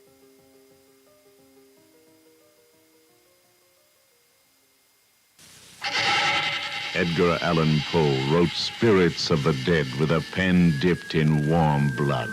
You will see the ultimate in terror with this important all-star cast. Brigitte Bardot, Alain Delon, Jane Fonda, Terence Stamp, and Peter Fonda in Edgar Allan Poe's Spirits of the Dead. Only Poe's demented genius could bring to the screen such horror and evil. Spirits of the Dead stars Brigitte Bardot, Alain Delon, Jane Fonda, Terence Stamp, and Peter Fonda. Directed by three masters of the cinema, Federico Fellini, Louis Malle, and Roger Vadim. Spirits of the Dead is an adventure in terror beyond your wildest nightmares. Spirits of the Dead in color is rated R.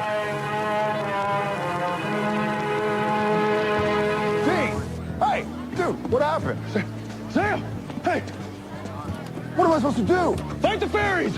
You fight those fairies!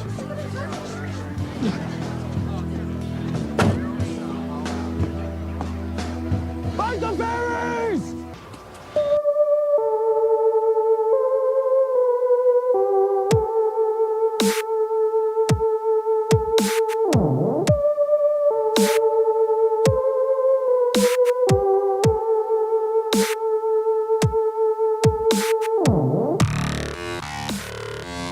You're listening to Paranormal Soup, bringing you the weird every Sunday night. Call into the show and join the discussion. The call-in lines are 219-230-4444 or 260-225-9419 or by Skype caller ID Jblandoo or Jblandparanormalsoup. And now to your host, Jason Bland.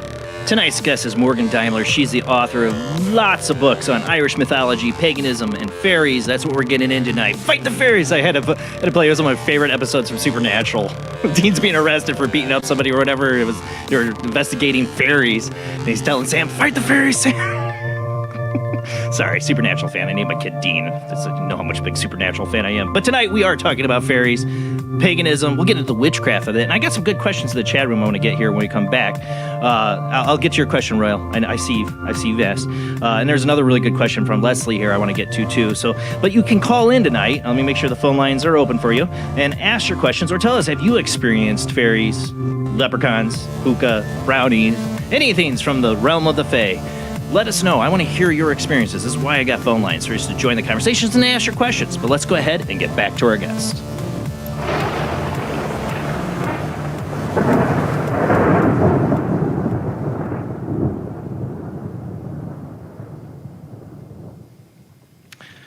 for sticking with us, Morgan. I haven't scared you away yet, right? Not yet. I'm still here. Okay.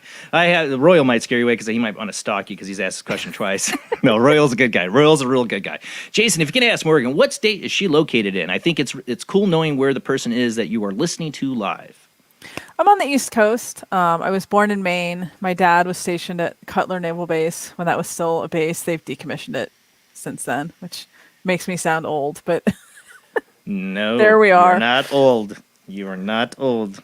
No. All right. I really like this question from Leslie. I want to bring this up because it's something I thought about. Morgan, changelings. So the baby is replaced, and then the changeling, what grows up or disappears or what? I don't get it.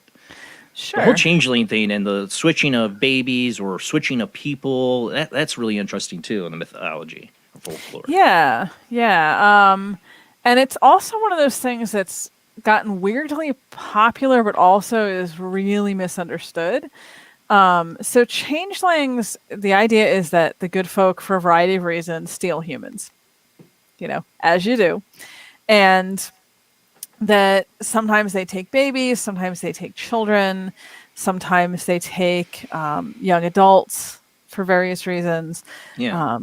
Sometimes those reasons are really nefarious. Sometimes they're, not necessarily as bad. I think if you're taking somebody, it's bad. It's nefarious if you're being taken. Right. Which I said, they're never good, but some of them are worse than others on a scale. Right. But to do this, so sometimes when they take a person, they just take the person. And it's not a big secret that the fairies took the person. But other times they seem to want the humans around that person to believe that the person has died. So what they'll do is they'll swap them with a changeling. And sometimes the changeling is an inanimate object, usually a piece of wood, that they sort of use their magic to make it look like the person. Almost like a golem, or something. Yeah, kind of. Yeah. And sometimes it's a really old fairy, so they say, that just wants to be kind of pampered a bit and will swap places with a human baby or child to get, extra attention and care. And sometimes they say it's a sickly fairy baby. It's a fairy baby that was going to die anyway, that was dying. And so they switch it out for a healthy baby. And they keep the healthy one, you get the sick one. And then, there you go.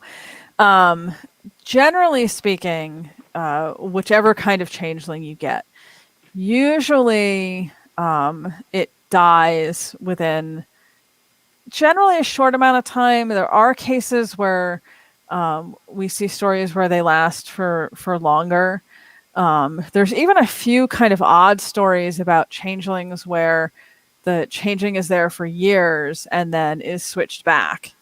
There was one anecdotal account in Ireland, so this isn't like a folk tale. This is a story that someone told in the sense of I know the people that's happened to, kind of a story. Yeah. Not me personally, but whoever was telling it. And in that case, it was a girl who, I think it was from 4 to 8, was thought to be a changeling, was in a weird trance, which I assume means stopped talking, and interacting normally, but then suddenly woke up and was fine, and went right back to being a normal child. So there are some rare accounts of that. Usually, though, the person isn't healthy. Some of the signs of a changeling are things like, temperamental changes, but also physical changes that we might associate with illnesses. So things like that. Were there tests that they could do to tell if somebody was a changeling? Usually they would bring in someone who is considered really experienced or knowledgeable about fairies. Benfasa is the Irish word wise woman. And that person would kind of be able to tell by looking at the person interacting with them whether they were, there were other things going on. Because, of course, you had all these options, for what it could be. It could just be, they were under some sort of fairy spell, but they were still themselves. It could be that they were changeling. It could be that they were sick. I mean, there's a lot of things. And unfortunately, a lot of the actual accounts that we have of changelings outside of like the folklore are things like court cases, because when the belief was that if you had a changeling, whether it was a child or an adult, there were ways to force the fairies to give the human back, and most of those are pretty cruel to the person you suspected was a changeling. Right. It's like like, we're going to see if you're a witch, and if you survive the drowning, you're a witch, and if you drown, you're not. You're okay, but you're dead. Yeah. That kind of deal? Yeah. I mean, to the point where, like, usually when I talk about this in different contexts, I'll do, like, content warnings. Like, content warning, this is going to be really traumatic and unpleasant. But, yeah, there's multiple murder cases that were... the premise was that the people believed the child or the adult was a changeling, and they were not.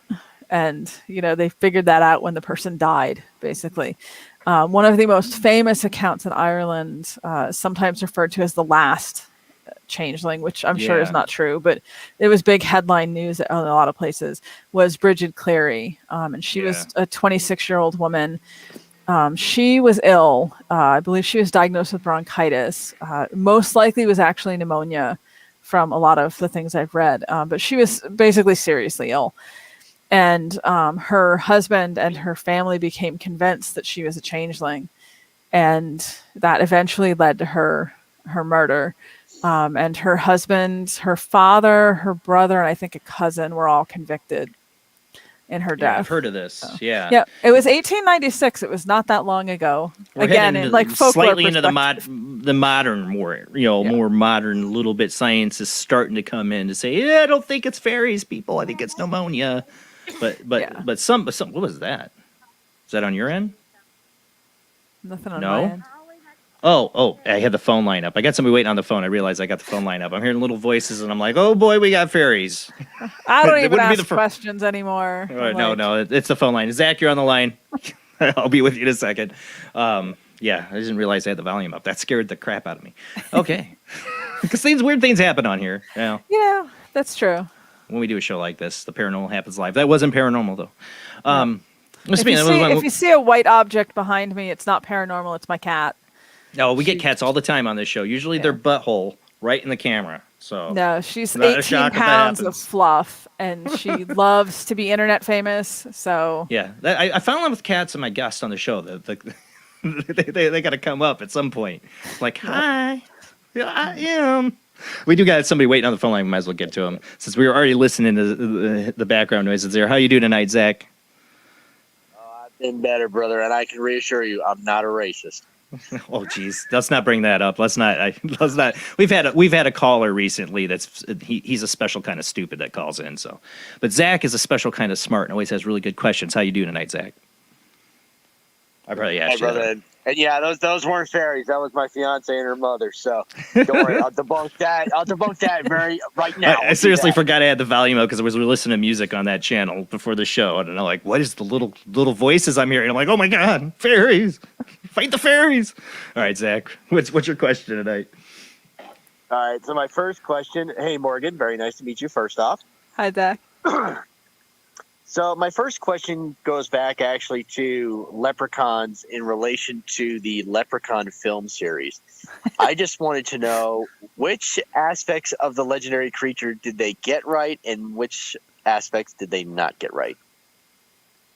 I love that you just know that I've seen these movies. I appreciate that. I never. Yes, you did.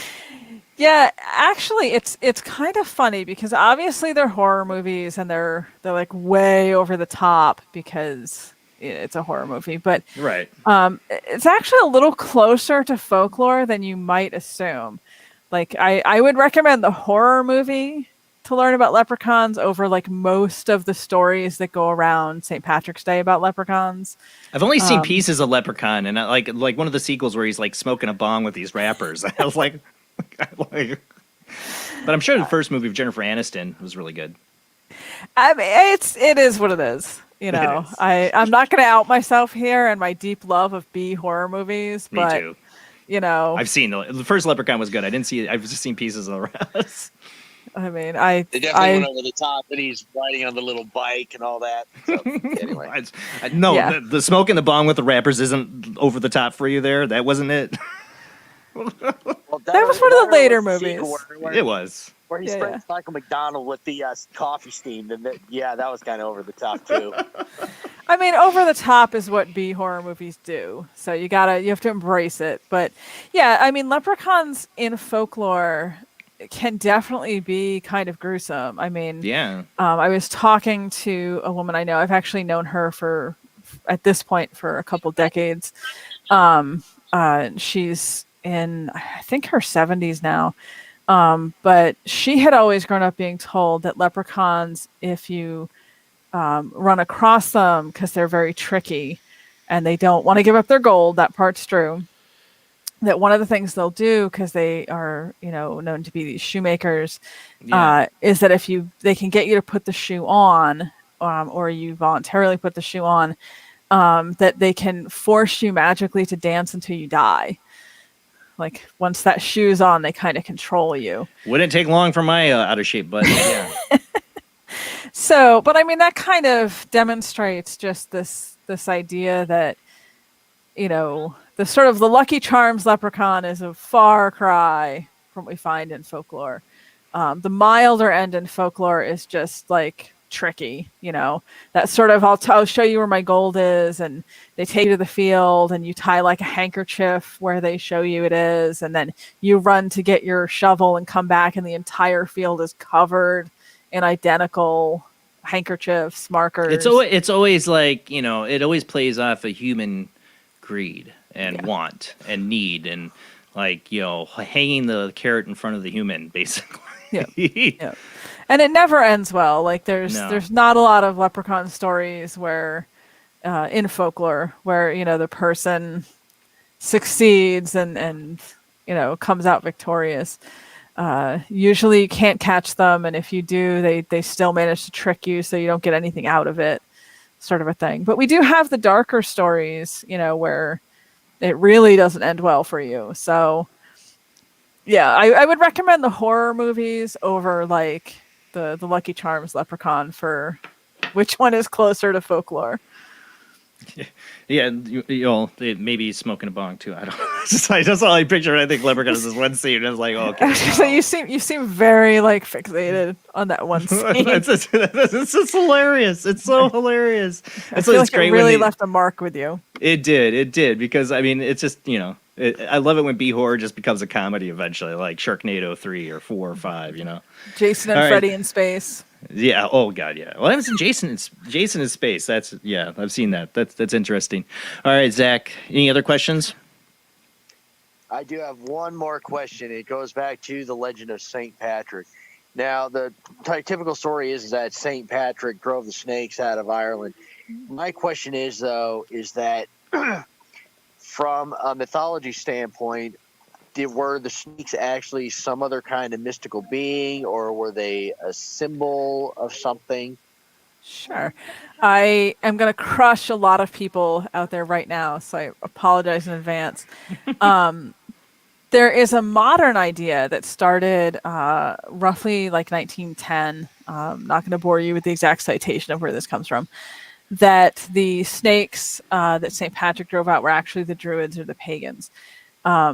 In reality, and we find this, I want to say in his 7th century biography, and then again in his 12th century hagiography, I should say, not biography. When they were talking about him driving out the snakes, they meant literal snakes. Ireland doesn't have any. Yeah. So it's really hard to disprove a miracle when you're in a place that doesn't have snakes and you're like, we don't have snakes because St. Patrick drove them all away. And we had them before that, which isn't true. They haven't had them since the last ice age. But it's a very convenient story, not only to explain why there aren't any snakes, but also to like show how powerful he was because there aren't any snakes. It also coincidentally was sort of like plagiarized out of the life of a French saint, because that was sort of a thing that happened a lot back in like around the first millennia. There was a lot still of happening, but I Not gonna judge the current stuff, but I always see. I've had a deep fear of snakes all my life, and I can't stand it. Rob's gone; he had to probably get off, but he's a snake lover, and I'm like, so I'm like, it must be my Irish DNA not to like snakes or something, because I totally want to move to Ireland just to say I live in a place where there's no snakes at all. yeah, I mean they have. I'm trying to think, because the actual story with St. Patrick isn't just that he drove out the snakes, it's the snakes and the toads. So they don't have either of those. They have a kind of salamander, if I remember correctly, but they're just not a lot of that sort of thing. St. Patrick, like me, was like, yeah, don't do the reptile thing, get out. Or was this good propaganda? Yeah, I mean, it's very effective if you think about it. Like, you have a place that doesn't have snakes. And, this was St. Patrick was in the 4th century, 5th century. So this is 200 years later. And then, 700 years later, these stories are being written. There are no snakes. Then you say, well, he's the reason there are no snakes. Why would people argue? Okay. Yeah, you can just see some grandmother telling kids, like, you don't believe in St. Patrick? Do you see any snakes around here? No, you don't. St. Patrick. Kind of. Snakes and toads. He drove them out. I mean, when it comes to the stuff with the Druids, if you actually read his hagiography, which is the things that were written in the 7th and 12th centuries, like saint biography, there is so much like Druid murder that goes on. They would not have needed to make it like in code that it was driving. They were open. Snake. They didn't care about killing Druids. Yeah, they just I mean, like there's literally like St. Patrick prays and the ground opens up and swallows like 50. Yeah, they've been doing it since Rome, so. Yeah, so I mean, it was just very blatant. Like, yeah, it was not in code. No, they just say killing Druids. Well, Zach, thank you for calling in, bud. Absolutely. Thank you so much, Morgan, for answering my questions. I do greatly appreciate it. Oh yeah, those were good questions. Anytime I get to reference, horror movies it's good with me. And I'm happy when I get to talk about a leprechaun hitting a bong. Just give me a reason. All right, Zach. Thanks for calling. Like delicious. Yes. I feel like we should be keeping track of how many times you've said the word bong so far. Bong. All right. Have a good night, Zach. One of the you talk about Hollywood and fiction, and my wife and me, my wife loved the book series, and then the TV show kind of went off the rails. Was True Blood. They had a lot of the fae, like the main character was like half fae, and then and I loved how they did it, like, and they were in another like realm, like that people couldn't see, and it was really interesting. And it had the Fairy King I loved was oh god dang it, what's his name? His actor passed away, and I love him from Blade Runner, and I totally lost his name right now. It was besides the stupid way they went with that show, the fae stuff I thought was kind of interesting. Did you ever watch True Blood? I have not watched read the books. Show. I have read the books. I have to confess, despite my just waxing philosophical about the Leprechaun horror movies, I do have younger children, so I have to kind of be very strategic in what I'm watching and when I watch that struggle. I fail Yeah. it all the time, but yeah, I know that struggle really well too. Yeah, dang so well. I have to, like, when I have an opportunity, I have to be like, I have to choose my moment and what I'm going to fit into it. So the True Blood series, I had read the books. I liked the books. I just never got around to watching. They're remaking it. the They're going to show. remake it, and I think because the author wants them to. I swear, they get to the 4th season of True Blood, and they literally are making fun of the author's books. Yeah. They're really making, like, they just totally are making fun of the 4th book. I read some of them too. My wife read the whole series. I didn't get through the whole series. I liked them though, and I agreed with my wife. I'm like, yeah, it is like they're making fun of the author, who seemed to have like a really good knowledge of a lot of the mythology and lore. I mean, every author in fiction makes their own take, and makes it what it is for them, to make the story. So, but I liked her take, and I thought it was interesting and was entertaining. I just think the TV show totally totally went laughed at sideways her. with it. Yeah. I enjoyed the books. I liked the premise from the beginning, even before the Fae stuff came in. I thought it was a really unique take on, usually in fiction, when you have someone who has like what we might call a superpower, like a special ability, it's something that they're using, that they kind of embrace. I liked that she was a character that absolutely hated having this ability. Yeah, to hear Like, everybody's thoughts for one Yeah. would be horrible. You know. Yeah, and she really kind of captured that feeling of how intrusive it would be to just constantly know what everyone's thinking around you all the time. And yeah, I won't start really getting into my love of the Sookie Stackhouse books, but I thought her take on the fairies was interesting. She made I'd like them to see him do a remake. human-sized. That would be cool. I might watch the remake. She made them human-sized, which I really appreciate because, of course, in folklore, Yeah. I mean, we have the range. In fairness to leprechauns, which we were just talking about, they are said to be like 18 inches to 3 feet high in folklore. But the majority of the beings that we encounter in the stories are more like, 4 to 6 feet tall. There are smaller ones, but the majority of them are taller.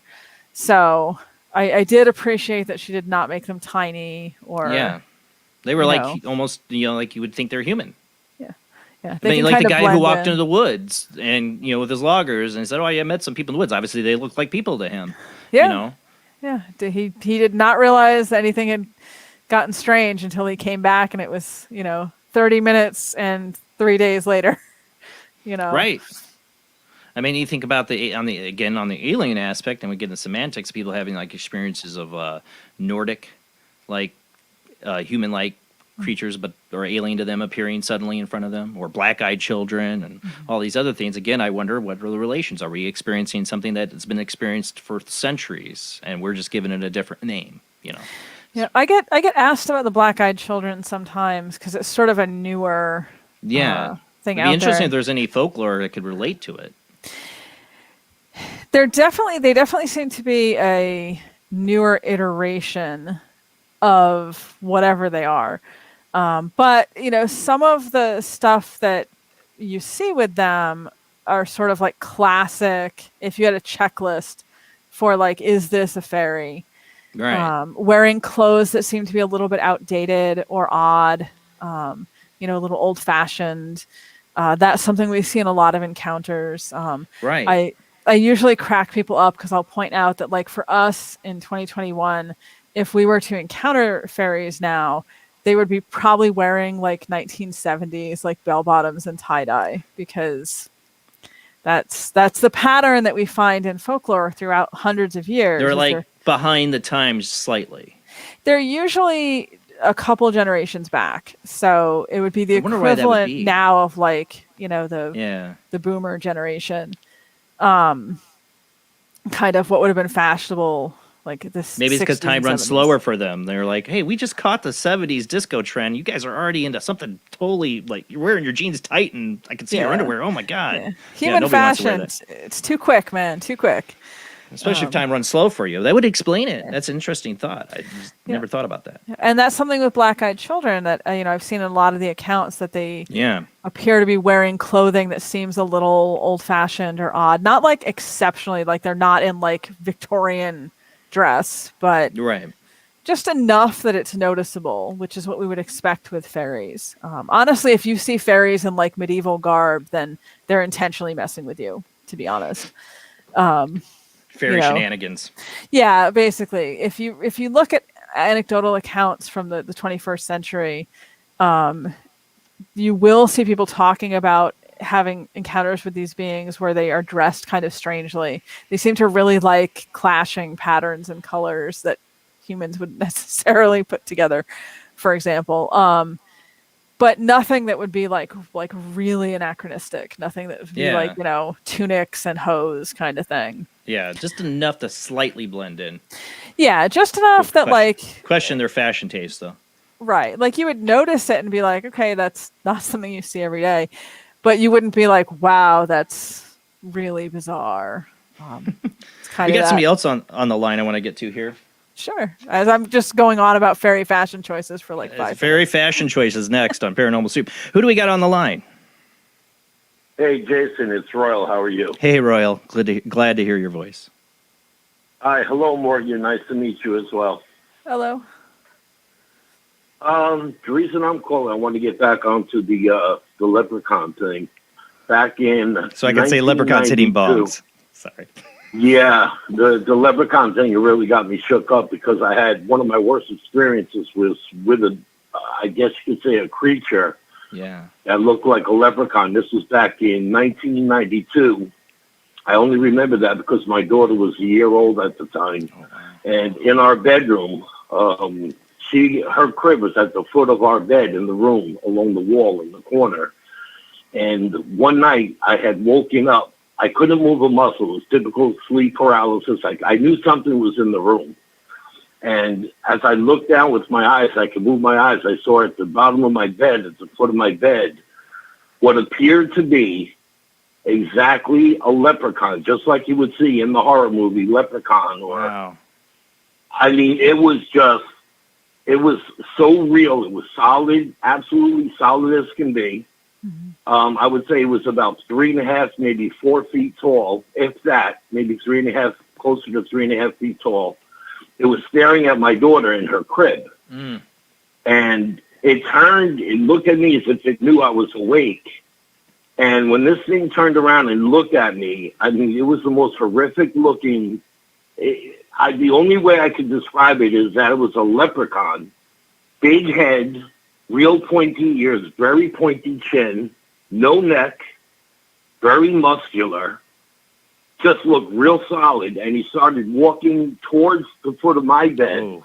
And I couldn't move. Jason, I couldn't for the life of me. I couldn't scream.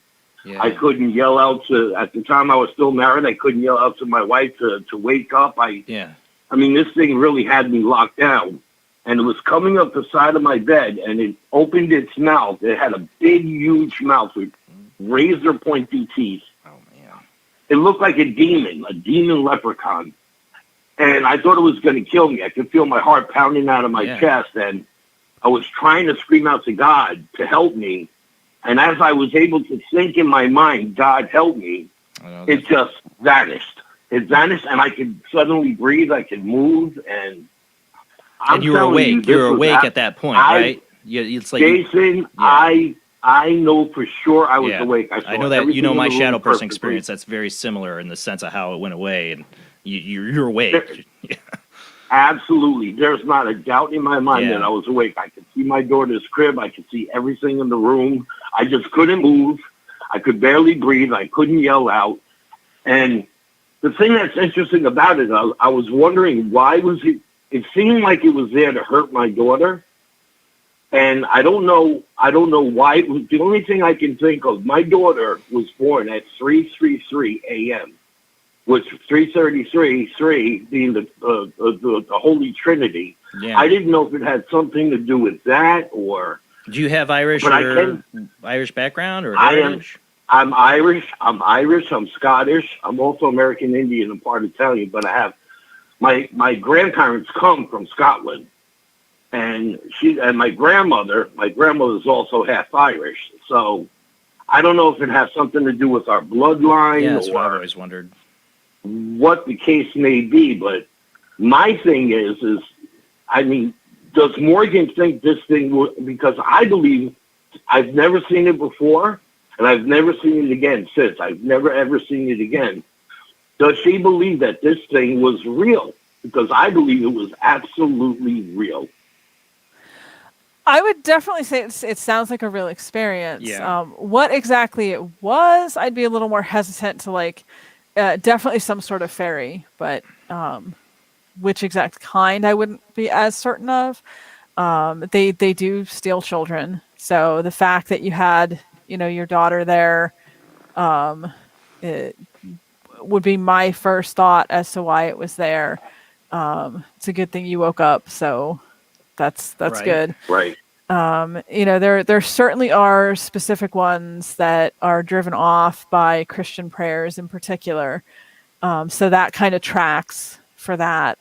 And there are particular ones that are associated with what we would call sleep paralysis, which it sounds like was going on initially. The whole you're awake, you can see what's happening, but you can't move, you can't make any noise. So those are definitely sort of like I said on that fairy checklist. Those are big check marks. So all of that together, I would say to me it sounds like a legitimate experience, and it's Right. really lucky it worked out the way it did. Yeah, I have absolutely no doubt that it happened. I'm 100% convinced I was awake. I mean, but like I said, this thing was so powerful. I mean, it had me locked down where I couldn't lift a finger. And I don't doubt what I saw. I don't doubt what I experienced at all. I just was curious to find out if you ever heard of such a thing. What you did say that really interests me is that they do try to kill children. See, that's the first time I've ever heard that. Yep. That's the first time I've ever heard that before. It was interested in my daughter. It was standing there looking at my daughter when I woke up. Mm-hmm. I mean, like I said, I couldn't tell you exactly specifically what type it was, just because there's a couple possibilities, or more than a couple possibilities actually, that it could be. But it definitely does sound like something in the realm of fairy, something that is fairy. Right. I would say probably try to take your daughter, or, potentially cause her harm, but usually they would try to take a child. And like I said, everything else that you talk about lines up with what we see in folklore. There actually are accounts of parents who woke up while the good folk, while the fairies were trying to take a child, and have that same experience of not being able to move initially, until they can either manage to pray or call on God or something, either louder in their mind, and then it kind of breaks it. And then usually once those beings are aware that the adult is aware, and that sort of paralysis is broken, they'll leave. They get out reasonably quickly after that. That's precisely what happens.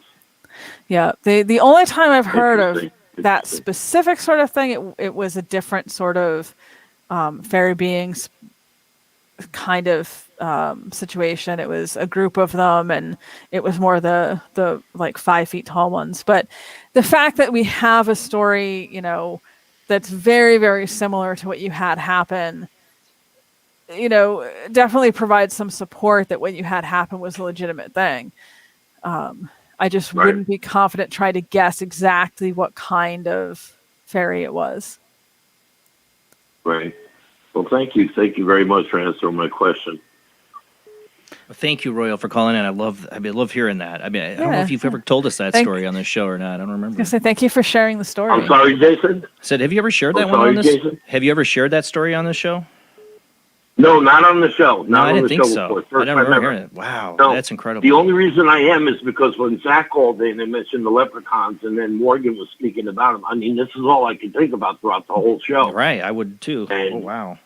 To this day, it's still one of the most terrifying things I've ever experienced. I've seen shadow people. I've had sleep paralysis before, and I've seen things before. But this actually was terrifying. Yeah, I mean, I'm convinced it was solid and real. Mm-hmm. I know what I saw. It's one of those things. I know what I saw. Nobody will ever tell me different. Exactly. Yep. I believe you.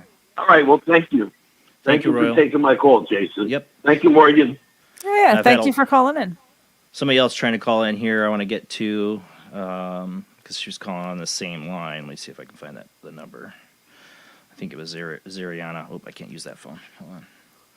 I want to get to that, but you wonder how many people through time have had experiences like Royal, where they've seen something like this. Well, and I think a lot of times people have these experiences, but you rationalize it away. Right. Like I actually really love that he has this strong belief that he knows what he saw and he knows what happened. Because I think a lot of people, they tell someone and then the other person doesn't believe them, and then they kind of convince themselves, like maybe I wasn't really awake, maybe it was just a dream. So I had what is described as a shadow person experience that terrorized me for 4 months, and it ended similarly like Royal's, where I was like, God help me. I couldn't move. I was paralyzed. This thing was levitating me up off my bed and throwing me down, and it didn't end until I finally, like in my head, cried out for God to help me. We got a lot of people calling in here. I do have somebody on the 860 area code. Who do I got? You there? 860 area code. Let me hang that up. That might be messing with it. 860 code. You there? Uh-oh. Yeah, silence. I called them back. It says an excellent connection. 860 area code. Go in one more time. You there? You hear us? Or maybe I'll... All right, it says they're trying to call in on the other line. I'll just pick it up there. All right, let's try again. 860 area Hi. code. All right, there you are. Hi, how are you? Is Ariana? Yeah, I thought that was sorry you. I hung up. Yeah, sorry I hung up on you. That's my before. weird phone system here. You're good. Hello. Yeah. Hello, Morgan. How are you tonight? I'm good. How are you? Good. I have a couple of little stories. Well, actually, one is personal experience, and the other one was a comment. Okay. The banshee, I've heard, is can be compared to different animals and ghosts or spirits. But I can. One of the things is a harpy eagle, and if you I sent a picture to Rob, and if you look at it, it could be compared to like what you might see as a banshee. Send it to me, Ariana, because Rob had to go, so he's not here. So if you got me a messenger, send it. Okay. Yeah, and it was I'd like to see it. unicorn. Yeah, and it was also in the last unicorn. Morgan. Okay. The witch had captured a harpy and kept it for herself in the traveling zoo. That's one of my favorite scenes in But that that's my whole movie when it escapes. Yeah. Azariana? Yeah. Is that the photo Yeah. you sent me also? Yeah, it is. Okay, I just sent it to Jason on Paranormal Soup. Yeah, there's other Ooh, pictures. yeah. I just tried to find that one. So That's the same, isn't it? That's the same thing that I forgot the famous case from the Project Blue Book. It's what's his name? The UFO investigator kind of explained away some of these alien encounter as being in this what you call it? Was it the horned eagle or something like that? What do you call this creature, Ariana?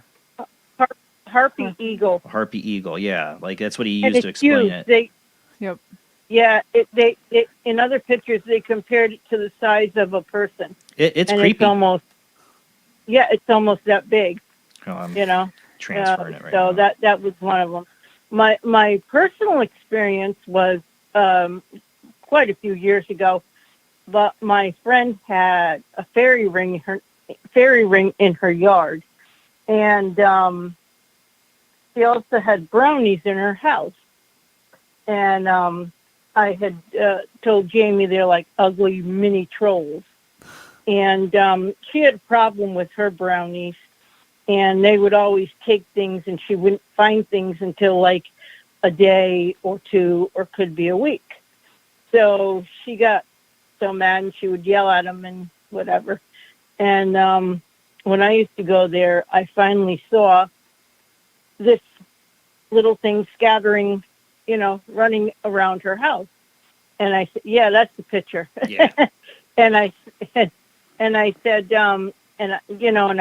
told my friend about it. And I said, I'm going to track that down, and when I looked, and when it turned around and it looked at me, it was this ugliest little thing you could think of. And it had, it would always take things on her, but it was troublesome. It was snickering, and it was the most meanest little thing I could think of, without swearing. And so as a result of that, I don't have a good impression with the Fae or brownies, but that's my opinion. No offense to you. Yeah, no, I mean, there's definitely quite a few out there that can be dangerous, and there's been some argument that like we call them brownies when they're positive, when they're being helpful and doing useful things, but there are ways to make them angry, and there are, of course, some of them that are just gonna, not be as friendly by nature, and often in those situations they're called boggarts instead. Yeah. And you hear that in Harry Potter, right? Yep.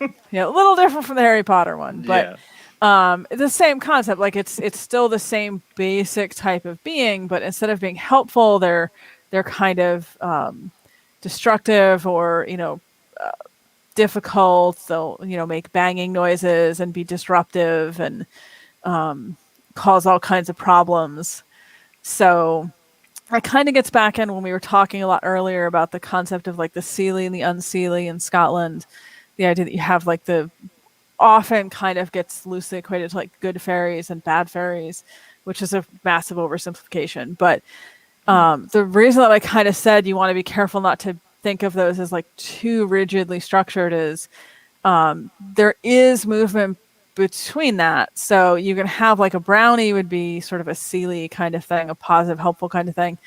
But that same exact thing can also go to that other end of not liking humans, not being helpful, being potentially dangerous. And we would just call it something different, but it's basically the same kind of thing, just known by a different name. Yeah. Yeah. Well, I called it a brownie. And on another quick note, we had remnants of whatever it was, hurricane, whatever. Ida. And I heard, no, not Ida, the other one. Henri. Yeah, I say Henry, but anyway. I was trying to do the correct French thing, and I messed it up too. So yeah, we're in America. We got to butcher it. Henry. Yeah, but I had written something. I had posted it on the Wednesday night show, but I heard the banshee at my window, so I listened to signs and everything. So I had written something. So the banshee was definitely out on that Monday, but it was definitely her. Yeah, definitely her. But so just a few comments. I like calling and saying things. So my experience. That's what we do. We share our experiences here, and I always enjoy your phone calls, Azuriana. Well, that was a really interesting picture. I mean, there definitely is a lot of people who try to explain the folklore who argue that they are a certain type of bird. Barn owls get blamed a lot. That the sound is actually foxes. So it's interesting to see some of the ideas that are out there. Yeah. Okay. Well, thank you for calling in. Have a great night. Oh, go ahead. Thanks. No, I was going to say, there was a movie about a Seelie that was a seal that came from the water. I think it was Irish or Scottish or something. Yeah. Selkies, yeah, I love selkies. Would take the baby or something like that. Is that the same thing? And maybe you could explain it. The Secret of Roninish. The Secret of Roninish is one of my favorite movies. I'm so glad you brought it up. You're now my new favorite person ever. The Secret of Roninish is an Irish movie. It was actually based on a Scottish book, which I believe is called The Secret of Selkie Moor, but I might be getting the name of the book wrong. Clearly like the movie more than the book. Sorry to everyone who loves the book. But yeah, Selkies are seal people, basically. They're fairies that they can take the form of a human on land, but they have a magical seal skin that they put on, and in the water, they take the form of seals. And in that particular story, there's this family who's lived on this island off the coast of Ireland for generations and generations. And they had finally kind of given up and moved, which is not uncommon. That had happened on a bunch of kind of the outer islands. It just, once electricity came in, you can't get it over there. And then it becomes, sort of considered too primitive to keep living there. So whatever. I'm trying to do this quickly. The whole family moved away. And the morning that they were leaving, the youngest child in the family, his name was Jamie, who was a little toddler, was in a cradle that was shaped like a boat and was taken out to sea and disappeared. And of course, it comes out in the course of the movie that the family has all these ties to the Selkies, to the seal people.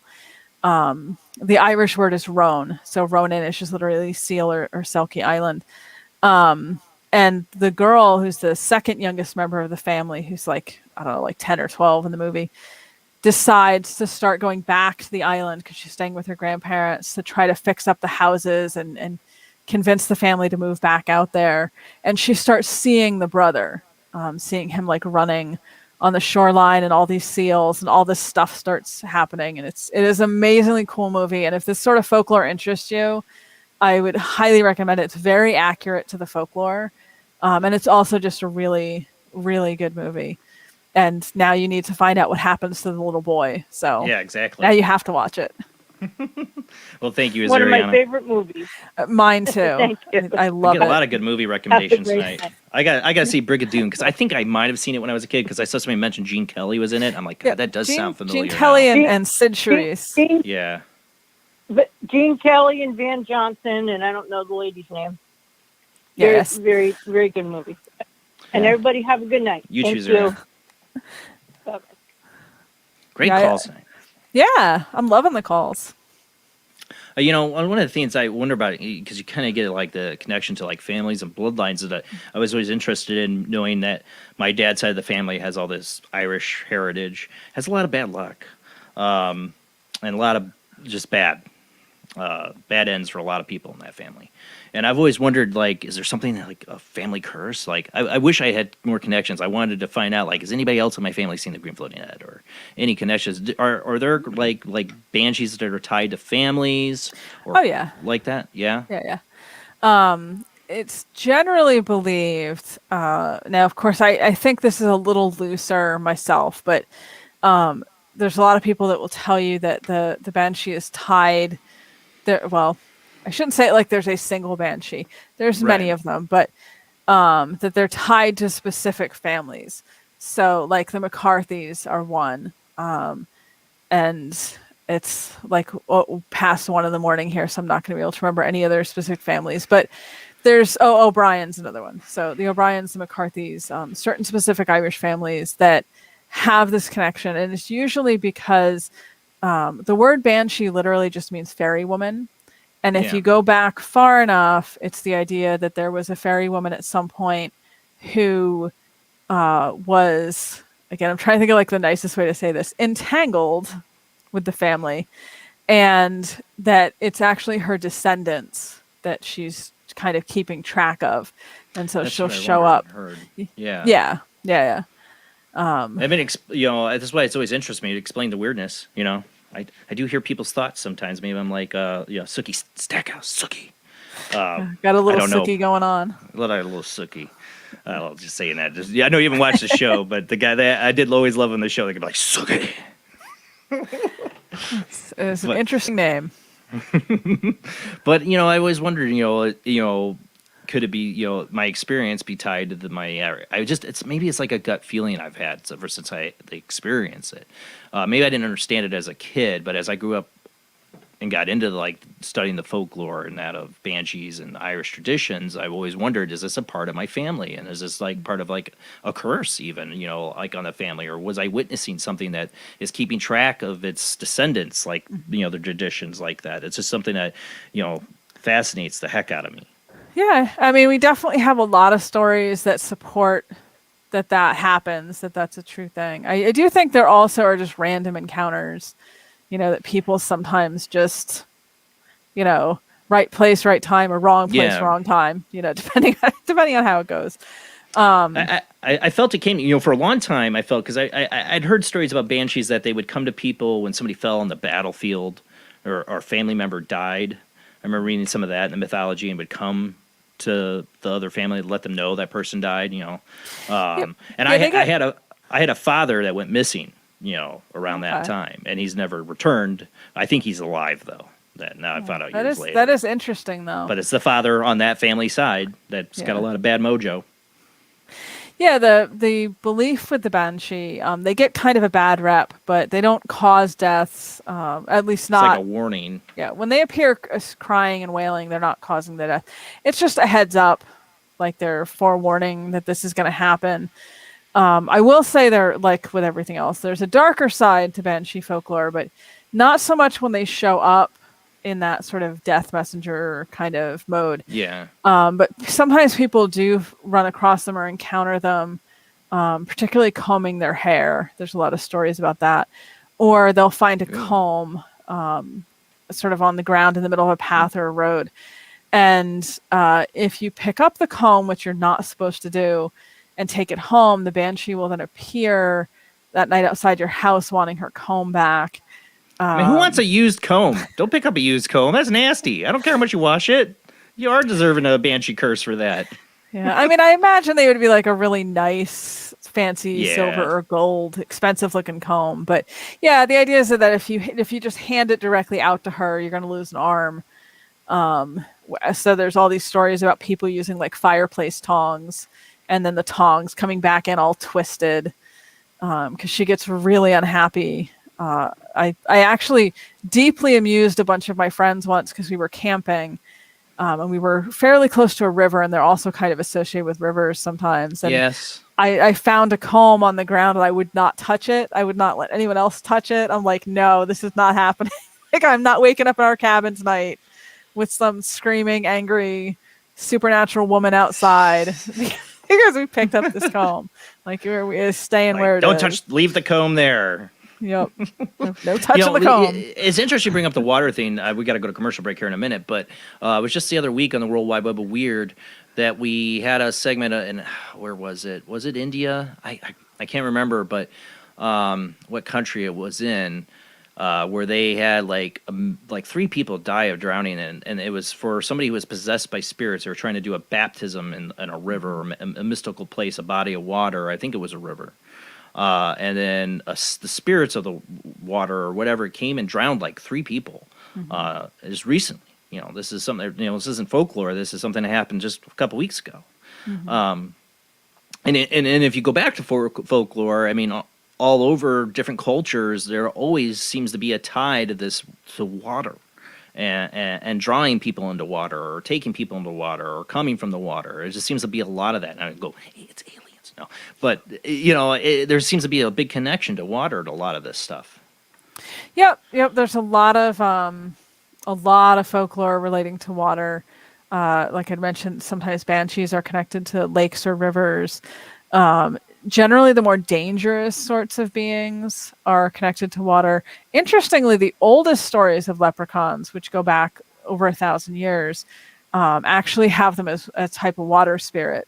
That was kind of how they started out, and then they sort of morphed into what we have more today. But you have things like hags, which are water spirits that drown children, Ishiski, water horses, who they appear like a beautiful horse, and they sort of tempt people to ride them. But once you get on them, you can't get off again, and they run into a body of water and drown you and eat you.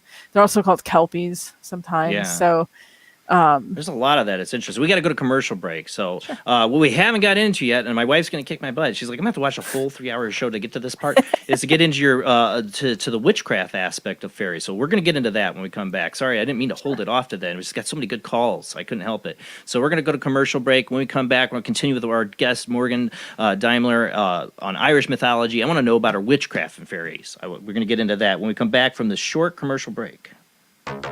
Oh, that's the wrong music. I'm not even playing the right bumper music. Here we go. I'm way off tonight. It's all this good talk. That's what it is. All right, guys. We'll be right back after a short commercial break.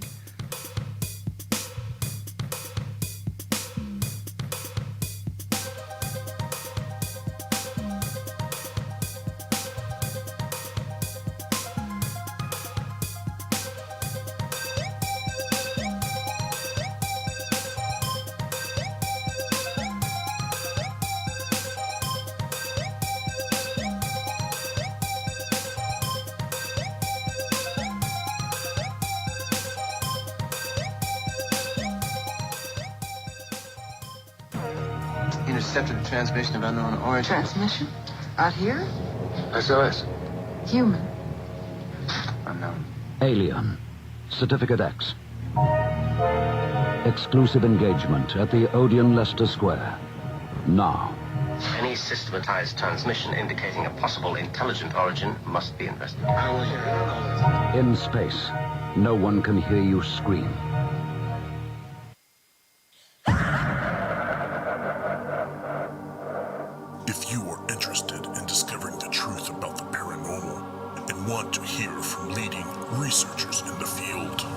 Join Justin Brown on his 3 weekly shows named My Paranormal Soapbox, Necromancer Live Show, and the Supernatural Symposium, live on Facebook, YouTube, and InterfaceDeath.net. This is an APAC studio presentation.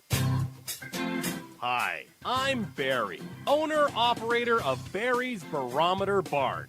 Lately, I bet you've been lying awake at night asking yourself, how many barometers do I really need? Well, at Barry's Barometer Barn, we think you need more than one. Otherwise, we're gonna go out of business. Remember, at Barry's Barometer Barn, we don't know the meaning of high-pressure sales. Come on, folks, buy another barometer. I'm trying to put my kids through college, I've got a family to support, and a secret mistress who isn't cheap. Visit Barry's Barometer Barn, 000 Storm Drive. Come on, folks, buy a barometer. I'm Barry's older brother, Larry, and every time one of you people walk past the store without coming in, Barry beats me.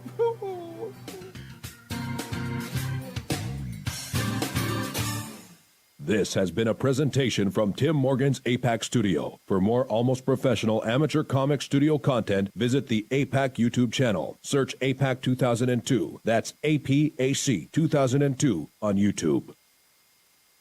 When Alex Gardner is asleep, he has an extraordinary gift. The government wants it, the scientists want it, but to keep it may cost him his life. It might be better if Alex didn't sleep at all, but he cannot resist entering the dreamscape. Can you? See Dreamscape in the West End and all over London now. Certificate 15. It takes an extraordinary adventurer to enter the dreamscape.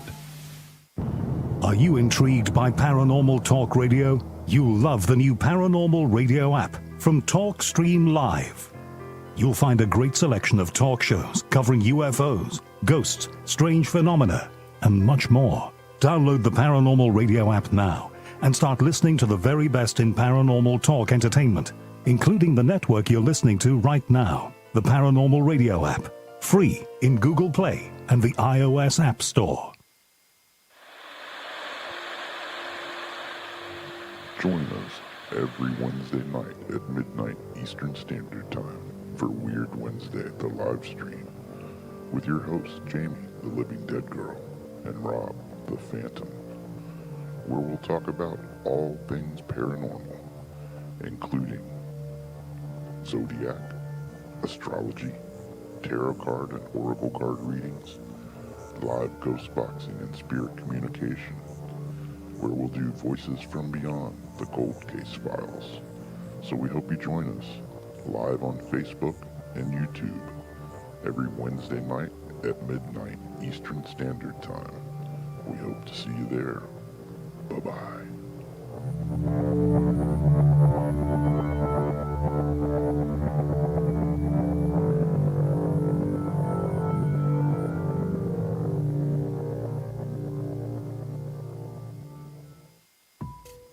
Since 1948, Fate magazine has brought you reports of the strange and unknown, all of them true. Fate Radio is carrying on that tradition, bringing you the unusual, macabre, strange, and bizarre. Join host Kat Hobson Sunday nights from 8 to 10 p.m. Eastern on WBHM Digital Broadcasting.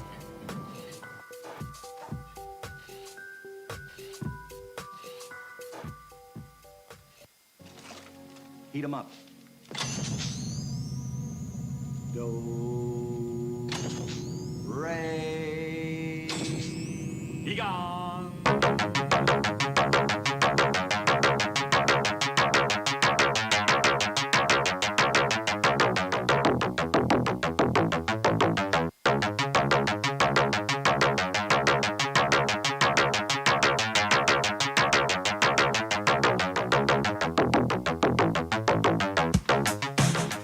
You're listening to Paranormal Soup, bringing you the weird every Sunday night. Call into the show and join the discussion. The call-in lines are 219-230-4444. or 260-225-9419. Or by Skype caller ID Jblandoo or Jblandparanormalsoup. And now to your host, Jason Bland.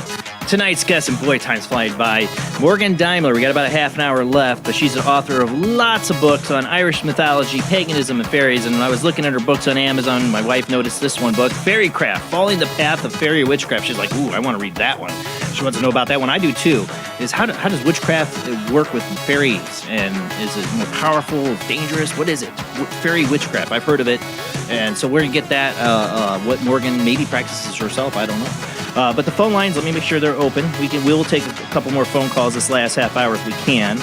Call in with your questions. I've had some great phone calls. I love hearing about people's personal experiences. Royal's leprechaun story, that kind of chilled me to the bone a little bit tonight. So thank you, Royal, for that. Thank you, Azuriana and Zach. Guys, I love hearing these experiences and your questions. Keep calling in. I want to hear from you guys, but let's go ahead and get back to our guests.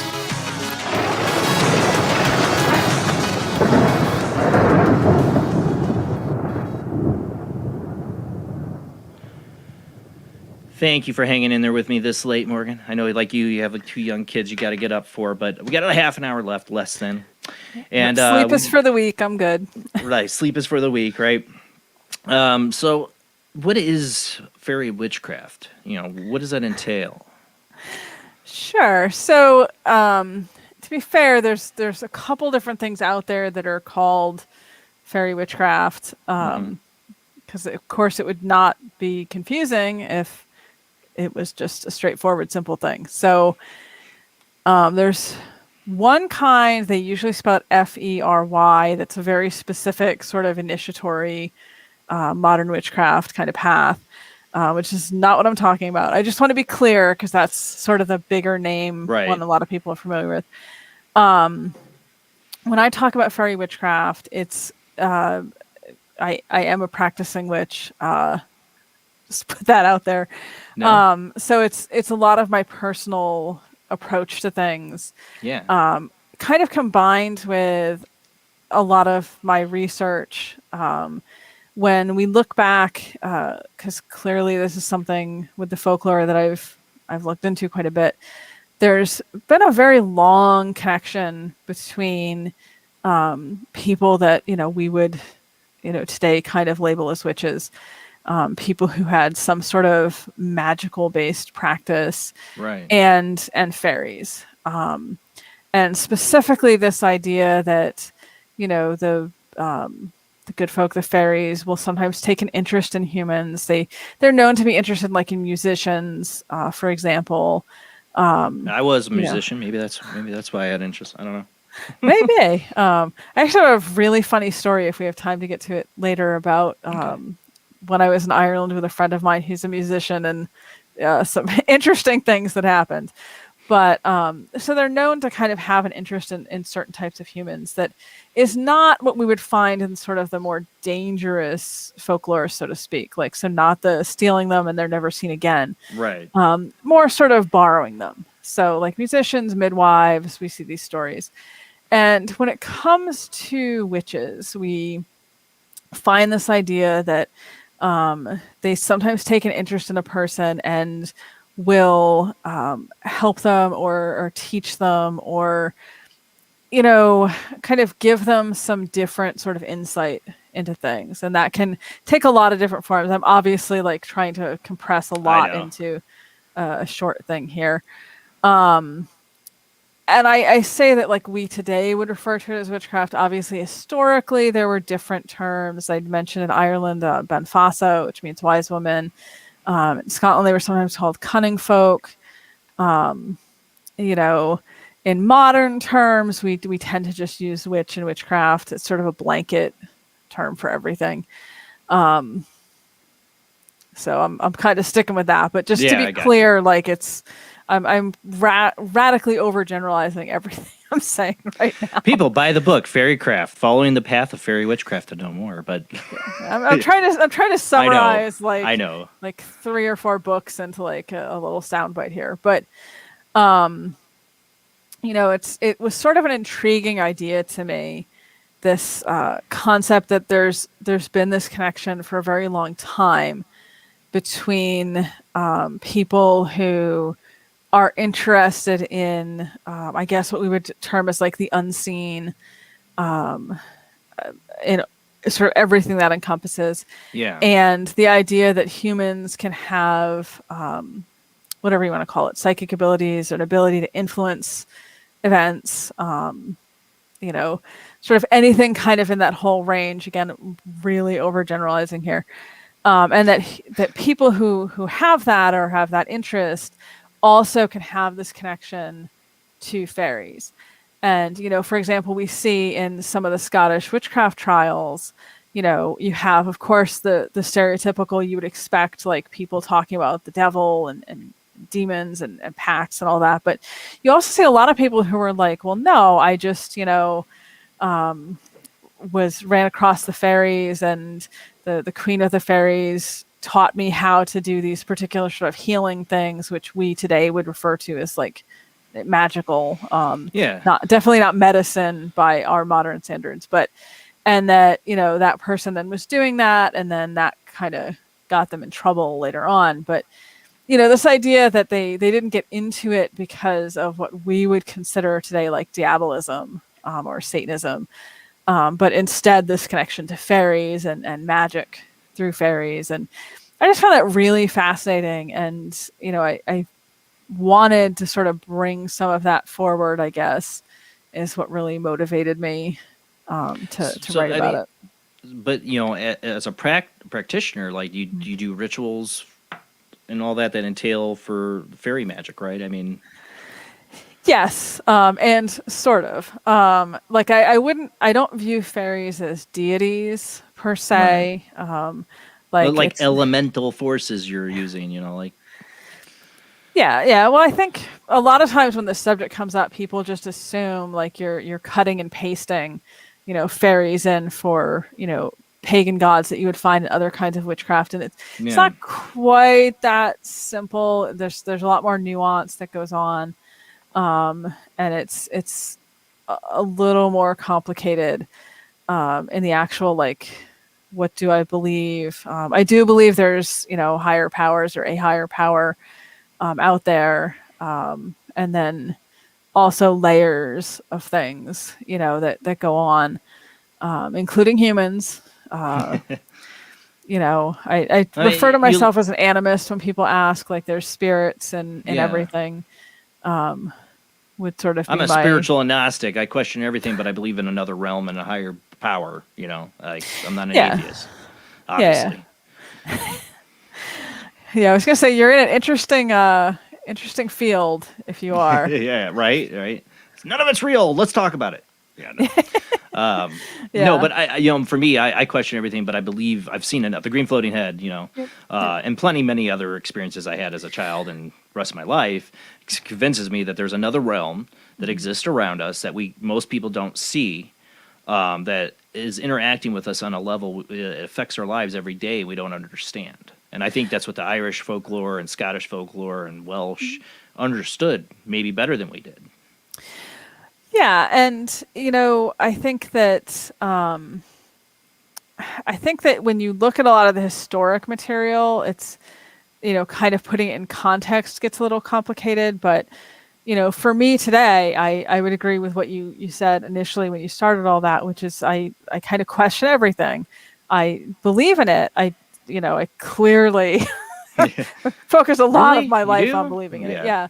But like I was talking about earlier with being skeptical about evidence, photographs and videos and stuff, I always sort of approach everything with that Occam's razor idea of like, what's the simplest explanation? Yes. Yeah. And when we rule all that out, what are we left with? For example, my ex-husband, one night he used to smoke, wanted to go outside. We live in the suburbs, like a lot of people.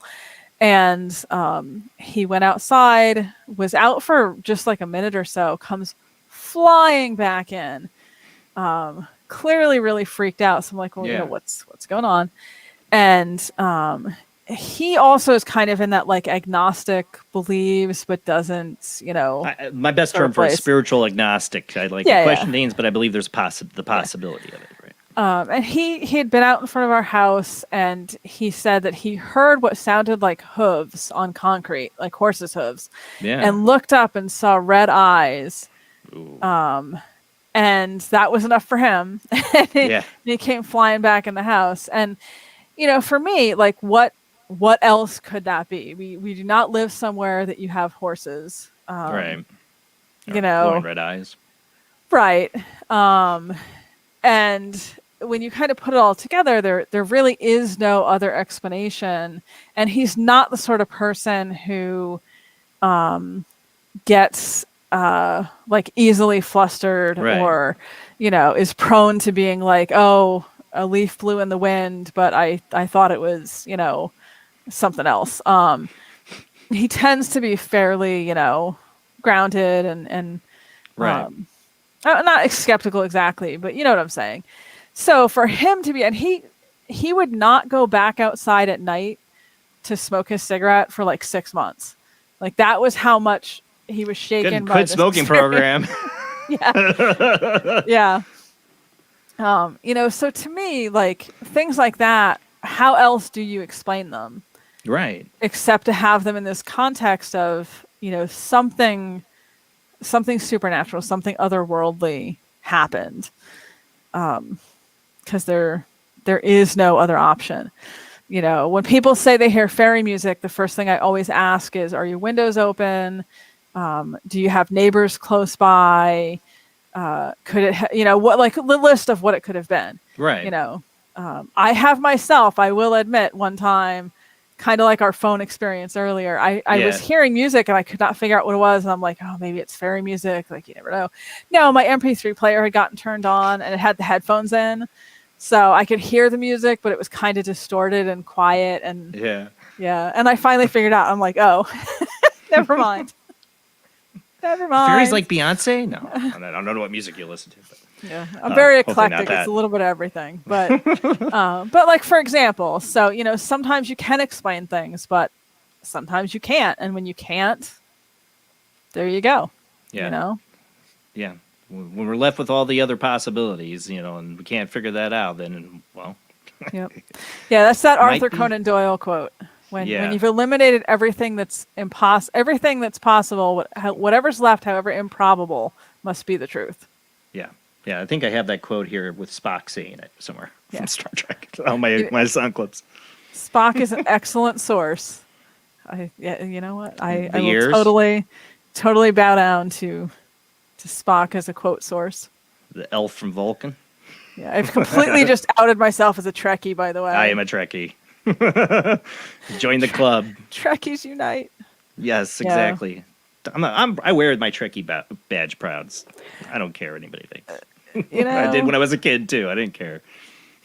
I went to a convention when I was like 12. That's how I'm so jealous. Deeply nerdy I was. I convinced my dad when I was that take age. When I was 12, I did the Paramount Studios thing. Where was it? Well, like Great America or somewhere where we did the whole, like they put you in the uniform and like you do the whole like 10-minute movie. That my friend Travis, I went to grade school, knows about that movie, and he reminds me of it all the time. It's like, oh, we should pull out that movie of yours when you're dressed up in your Star Trek gear and all that. My mom has it somewhere. I want to see that now. Yeah, it's on VHS somewhere in my mom's golden oldies. VHS. Jason's Pretty Geekdom. soon you won't be able to play that anywhere.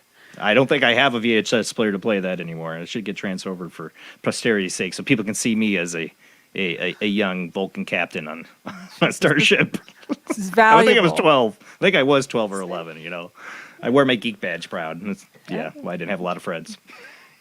might as well wear it proud, Yeah, exactly. My kid's favorite character is Spock, so I handed it on down, But, the elf, he had the ears like the elf. You see a lot of this stuff in fiction that goes with it. And, elves are a part of this realm too, right? I mean, they're part of the whole fae kind of realm. Yep. That's another thing, kind of like the modern Tinkerbell idea of what fairy is. When we talk about elves in the older material and like in some still of the cultural folklore, it's kind of a word that's used interchangeably with fairy, talking about the 4 to 6 foot tall ones specifically. it's sort of gotten shifted in more modern understanding in some places to be a very specific sort of thing, usually tiny and all that. Keebler elves.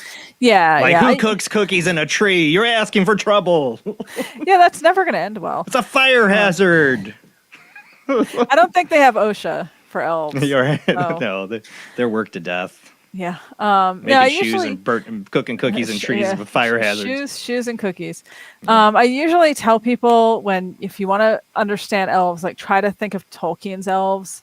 Yeah. Not that they're like perfect, but they're a lot closer to what we would have in folklore.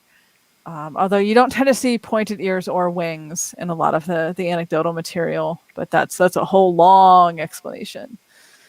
Did they have like? I mean, well, yeah, we don't have a lot of time, but did they have like traditional folklore? Did they have a little bit of pointy ears, or do they have anything to the ears? Where did that come from? That came in. It's a little bit of a convoluted story, but the ears and the wings both really came into modern like public perception and popularity from fiction, which came in from artwork. The wings came before that from theater, specifically. It was just a visual cue to let you know an actor was supposed to be a fairy. The pointed ears before that pretty much came from the artwork. They wanted a way to kind of show that it was a fairy, to make it clear. It's like putting the halo, the golden halo behind the angel. Yes. Yeah. And it's the same logic that like fairy wings tend to be insect wings because angels have bird wings and demons have bat wings. So fairies kind of get what's left, which is insect wings. Fairies have pointed ears because they were considered in a lot of the explanation for what fairies were is that they were fallen angels.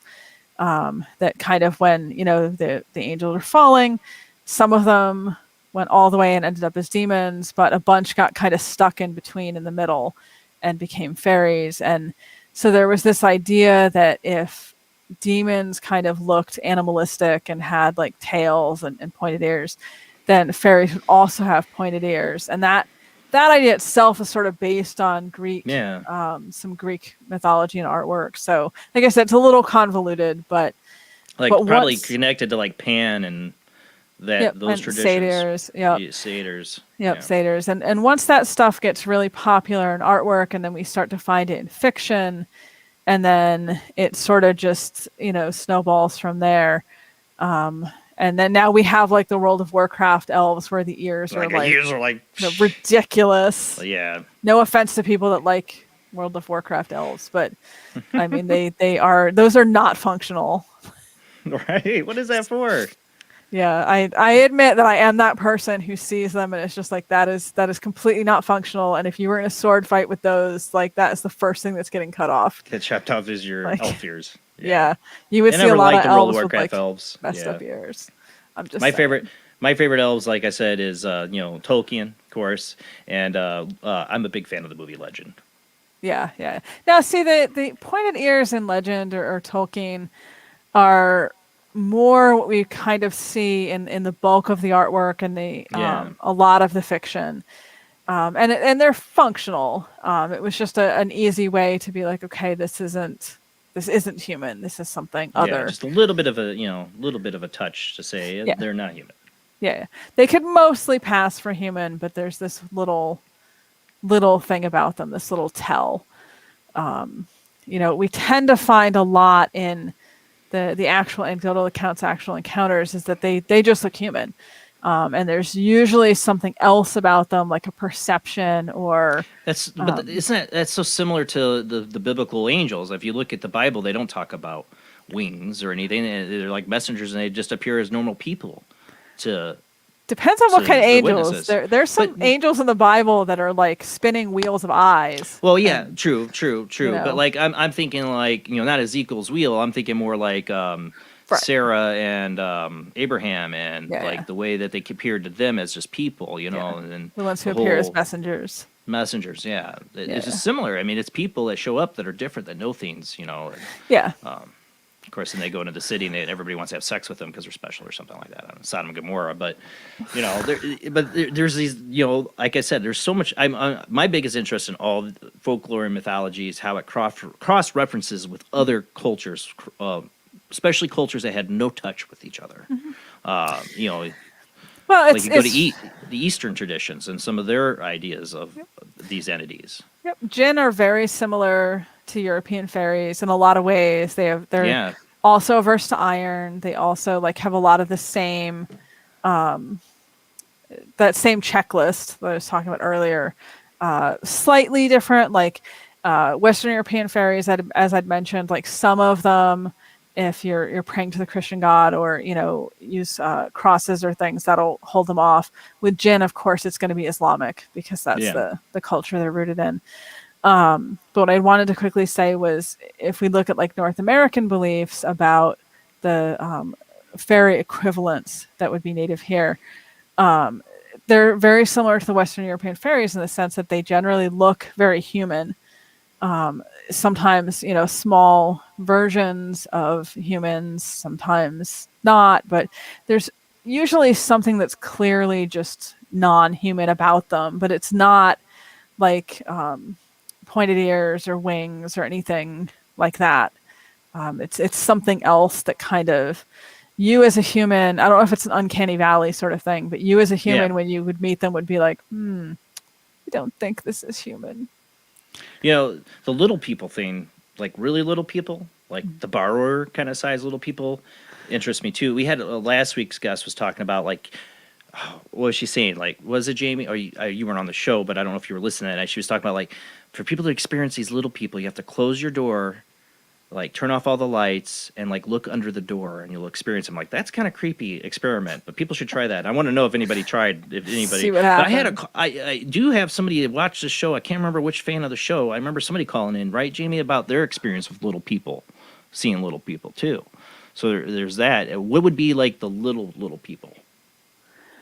There's a whole range of beings out there. In Irish folklore, generally the smallest ones are going to be 18 inches, is kind of the minimum. In English folklore, though, we do find some very, very tiny ones, and that goes back to at least the 16th century. We see references to ones that are insect-sized. Yeah. There's stories about them. Using grasshoppers to pull their chariots and things like that, to kind of put in perspective how tiny they would be. So it seems to be a regional thing. There's some in, I believe it's Cornwall. Marians is what they're called, and they're the size of an ant, which is very, very tiny. That'd be really tiny. Yeah. So it's like anything else. There's a whole range. And of course, then we have others that are 7 or 8 feet tall or 12 feet tall. So you get the other extreme as well. The giants. Yeah. I think if I had a choice, I would rather run into one of the tiny ones. Well, the Green Man is, to me, analogous to Bigfoot a little bit, in a sense, too. The Wild Man stories and stuff like that, which you find in, of course, Irish and Welsh cultures, but you find similar stories across all the other places of the earth and cultures. That actually reminds me, there'd been a comment in the chat probably 2 hours ago at this point. That's okay. We'll circle back to it now. A lot of comments. Yeah, that's good. Yeah. Talking about the green children of Woolpit. I was going to bring that Woolpit. Yes, I saw that. I forgot about that. Yes, I'm glad you brought that up. Yep. Because that's talking about the Green Man reminded me. That was a really fascinating case that happened. I believe it was 13th century England, where these two children who were literally physically green were found, and initially they couldn't speak any intelligible language. No one could understand them, and they wouldn't eat anything except raw beans, which I think they meant green beans. And eventually, it was a boy and a girl. Eventually, the boy died, but the girl, after a while, learned to speak English and started eating some other foods, and kind of acclimated a little bit to living in the human world. she grew up and became a servant in, one of the households. She was always a little strange by the human standards of the time, and morally loose, however you want to interpret that. But she said that they had come from a land that was very different. I think she talked about there like not being a sun, and that they had gotten lost in some caves and wandered out into, what was near the town of Woolpit in England. And that was when they were found. So, interesting story. And particularly because they had the green skin, and then that went away on the girl that lived. Yeah. I've heard the skeptics, historical skeptics of the story say that they were immigrants that were working in some kind of dye thing, and they were children that were separated from their parents, and that this was the whole explanation. I don't know. It's always been an interesting story. I saw that comment earlier. I'm glad you brought that up, because I did want to bring that up. Yeah, and any of this, really, if you are really determined to rationalize it away or have some sort of explanation, you're always going to find something. You're always going to have something. What I love is when the rational explanation is such more of a stretch than the fantasy, what would be the supernatural explanation. Sometimes it's like, don't you feel that's more of a stretch than the actual supernatural explanation? Yeah. Well, and that's where that Occam's razor comes in. Yeah. Like if the simplest explanation is no, it was something supernatural, as opposed to this very convoluted like series of bizarre things that would have had to have happened, which we find a lot. Yeah. A lot of people give up some really crazy explanations to really explain stuff away. And I'm like, yeah, that sounds just as much of a stretch as it being supernatural. So I think we're just left up in the air not knowing what. I would say, before I go to, one of the things it's always interesting. People would leave a lot of like food or items. Like if somebody thinks they have sprites or fairies or pixies giving problems, is there something they can do? Or I've heard people leaving food out for them, or honey or bread. Yeah. I mean, if you want to be on friendly terms, dairy products are like the go-to, and that is a weirdly global thing. Yeah. No, they're not vegan. I don't know why it is, but every culture that I've looked at least for this, it's very similar. I've noticed it in some parts of Africa. Africa obviously is a gigantic continent, so I'm not speaking for all of Africa here, but certain places, dairy is what you would give these sort of supernatural otherworldly beings. Korea, Japan, Tibet, all of Western Europe, Northern Europe. I mean, it's just anywhere they had dairy as an option. Yeah, we leave milk and cookies out for Santa Claus too. It just for whatever reason they just really like dairy, milk, butter, anything like that. Fresh bread, honey. We also see sometimes. So those would all be good options. And for anyone who is going to ask the inevitable question of how do you know they liked it and what do you do with it afterwards, they don't physically take the item usually. They take like the essence out of it, or the value out of it is the folk belief. Yeah. So you can give it 12 hours, 24 hours, and then treat it sort of like a disposable wrapper. They've taken whatever they want from it, and you can dispose of it. Don't eat it. Yeah, don't eat it. There's actually folklore that says it'll make you sick if you eat it. So yeah, probably if you left it out for 24 hours, it's going to make you sick. But I was going to say, if you leave dairy out for 24 hours, it's probably not going to be good for you anyway. But and hopefully you don't get a lactose intolerant fairy. Yeah, I do sometimes get people who are vegan asking me what to do, and in that case, I would say like fresh fruit, fresh vegetables. I don't recommend things like soy milk and stuff like that because you want to piss off some fairies. Like, what is this vegan crap? They seem to prefer stuff that's less chemical and less like altered, like the more But it's really interesting that, like I said, I always love the cross cultural references of all these different cultures that have some kind of beings that like dairy, milk. I mean, where do you think when did a human decide I want what's coming out of that beast over there, coming out of that little tit under it? I want that. I'm gonna try that. Something influenced us. Maybe it was the fairy realm. I'll leave people with that disgusting thought after. I want to know. I want to know who the first person was that decided lobster looked like a good. Oh, me and my wife talked about that time. Like, who cracked that open? Who decided I'm gonna eat that? Humans had to eat a lot of things to find out, I'm sure. Well, Morgan, it has been a true honor and pleasure to have you on the show. I definitely want to check out your books. We'll definitely have to have you on again, definitely, because there's so much more we could have talked about tonight, and this time goes by so fast. It's such a huge subject, but thank you very much for having me on. I really enjoyed it. All right, guys. And then do you have a website for people to check out? I have an author page on Facebook, which is probably your best bet. And then sad as I am to recommend it, Amazon. You can I hear you. Pretty much all. It's like the center of the universe, unfortunately. But sadly. Yeah, you can get all my books on there if it interests you. And I blog. If you go to my author page, you can find links for everything else I do. I blog. I do academic stuff. I'm kind of a little bit of everywhere, so...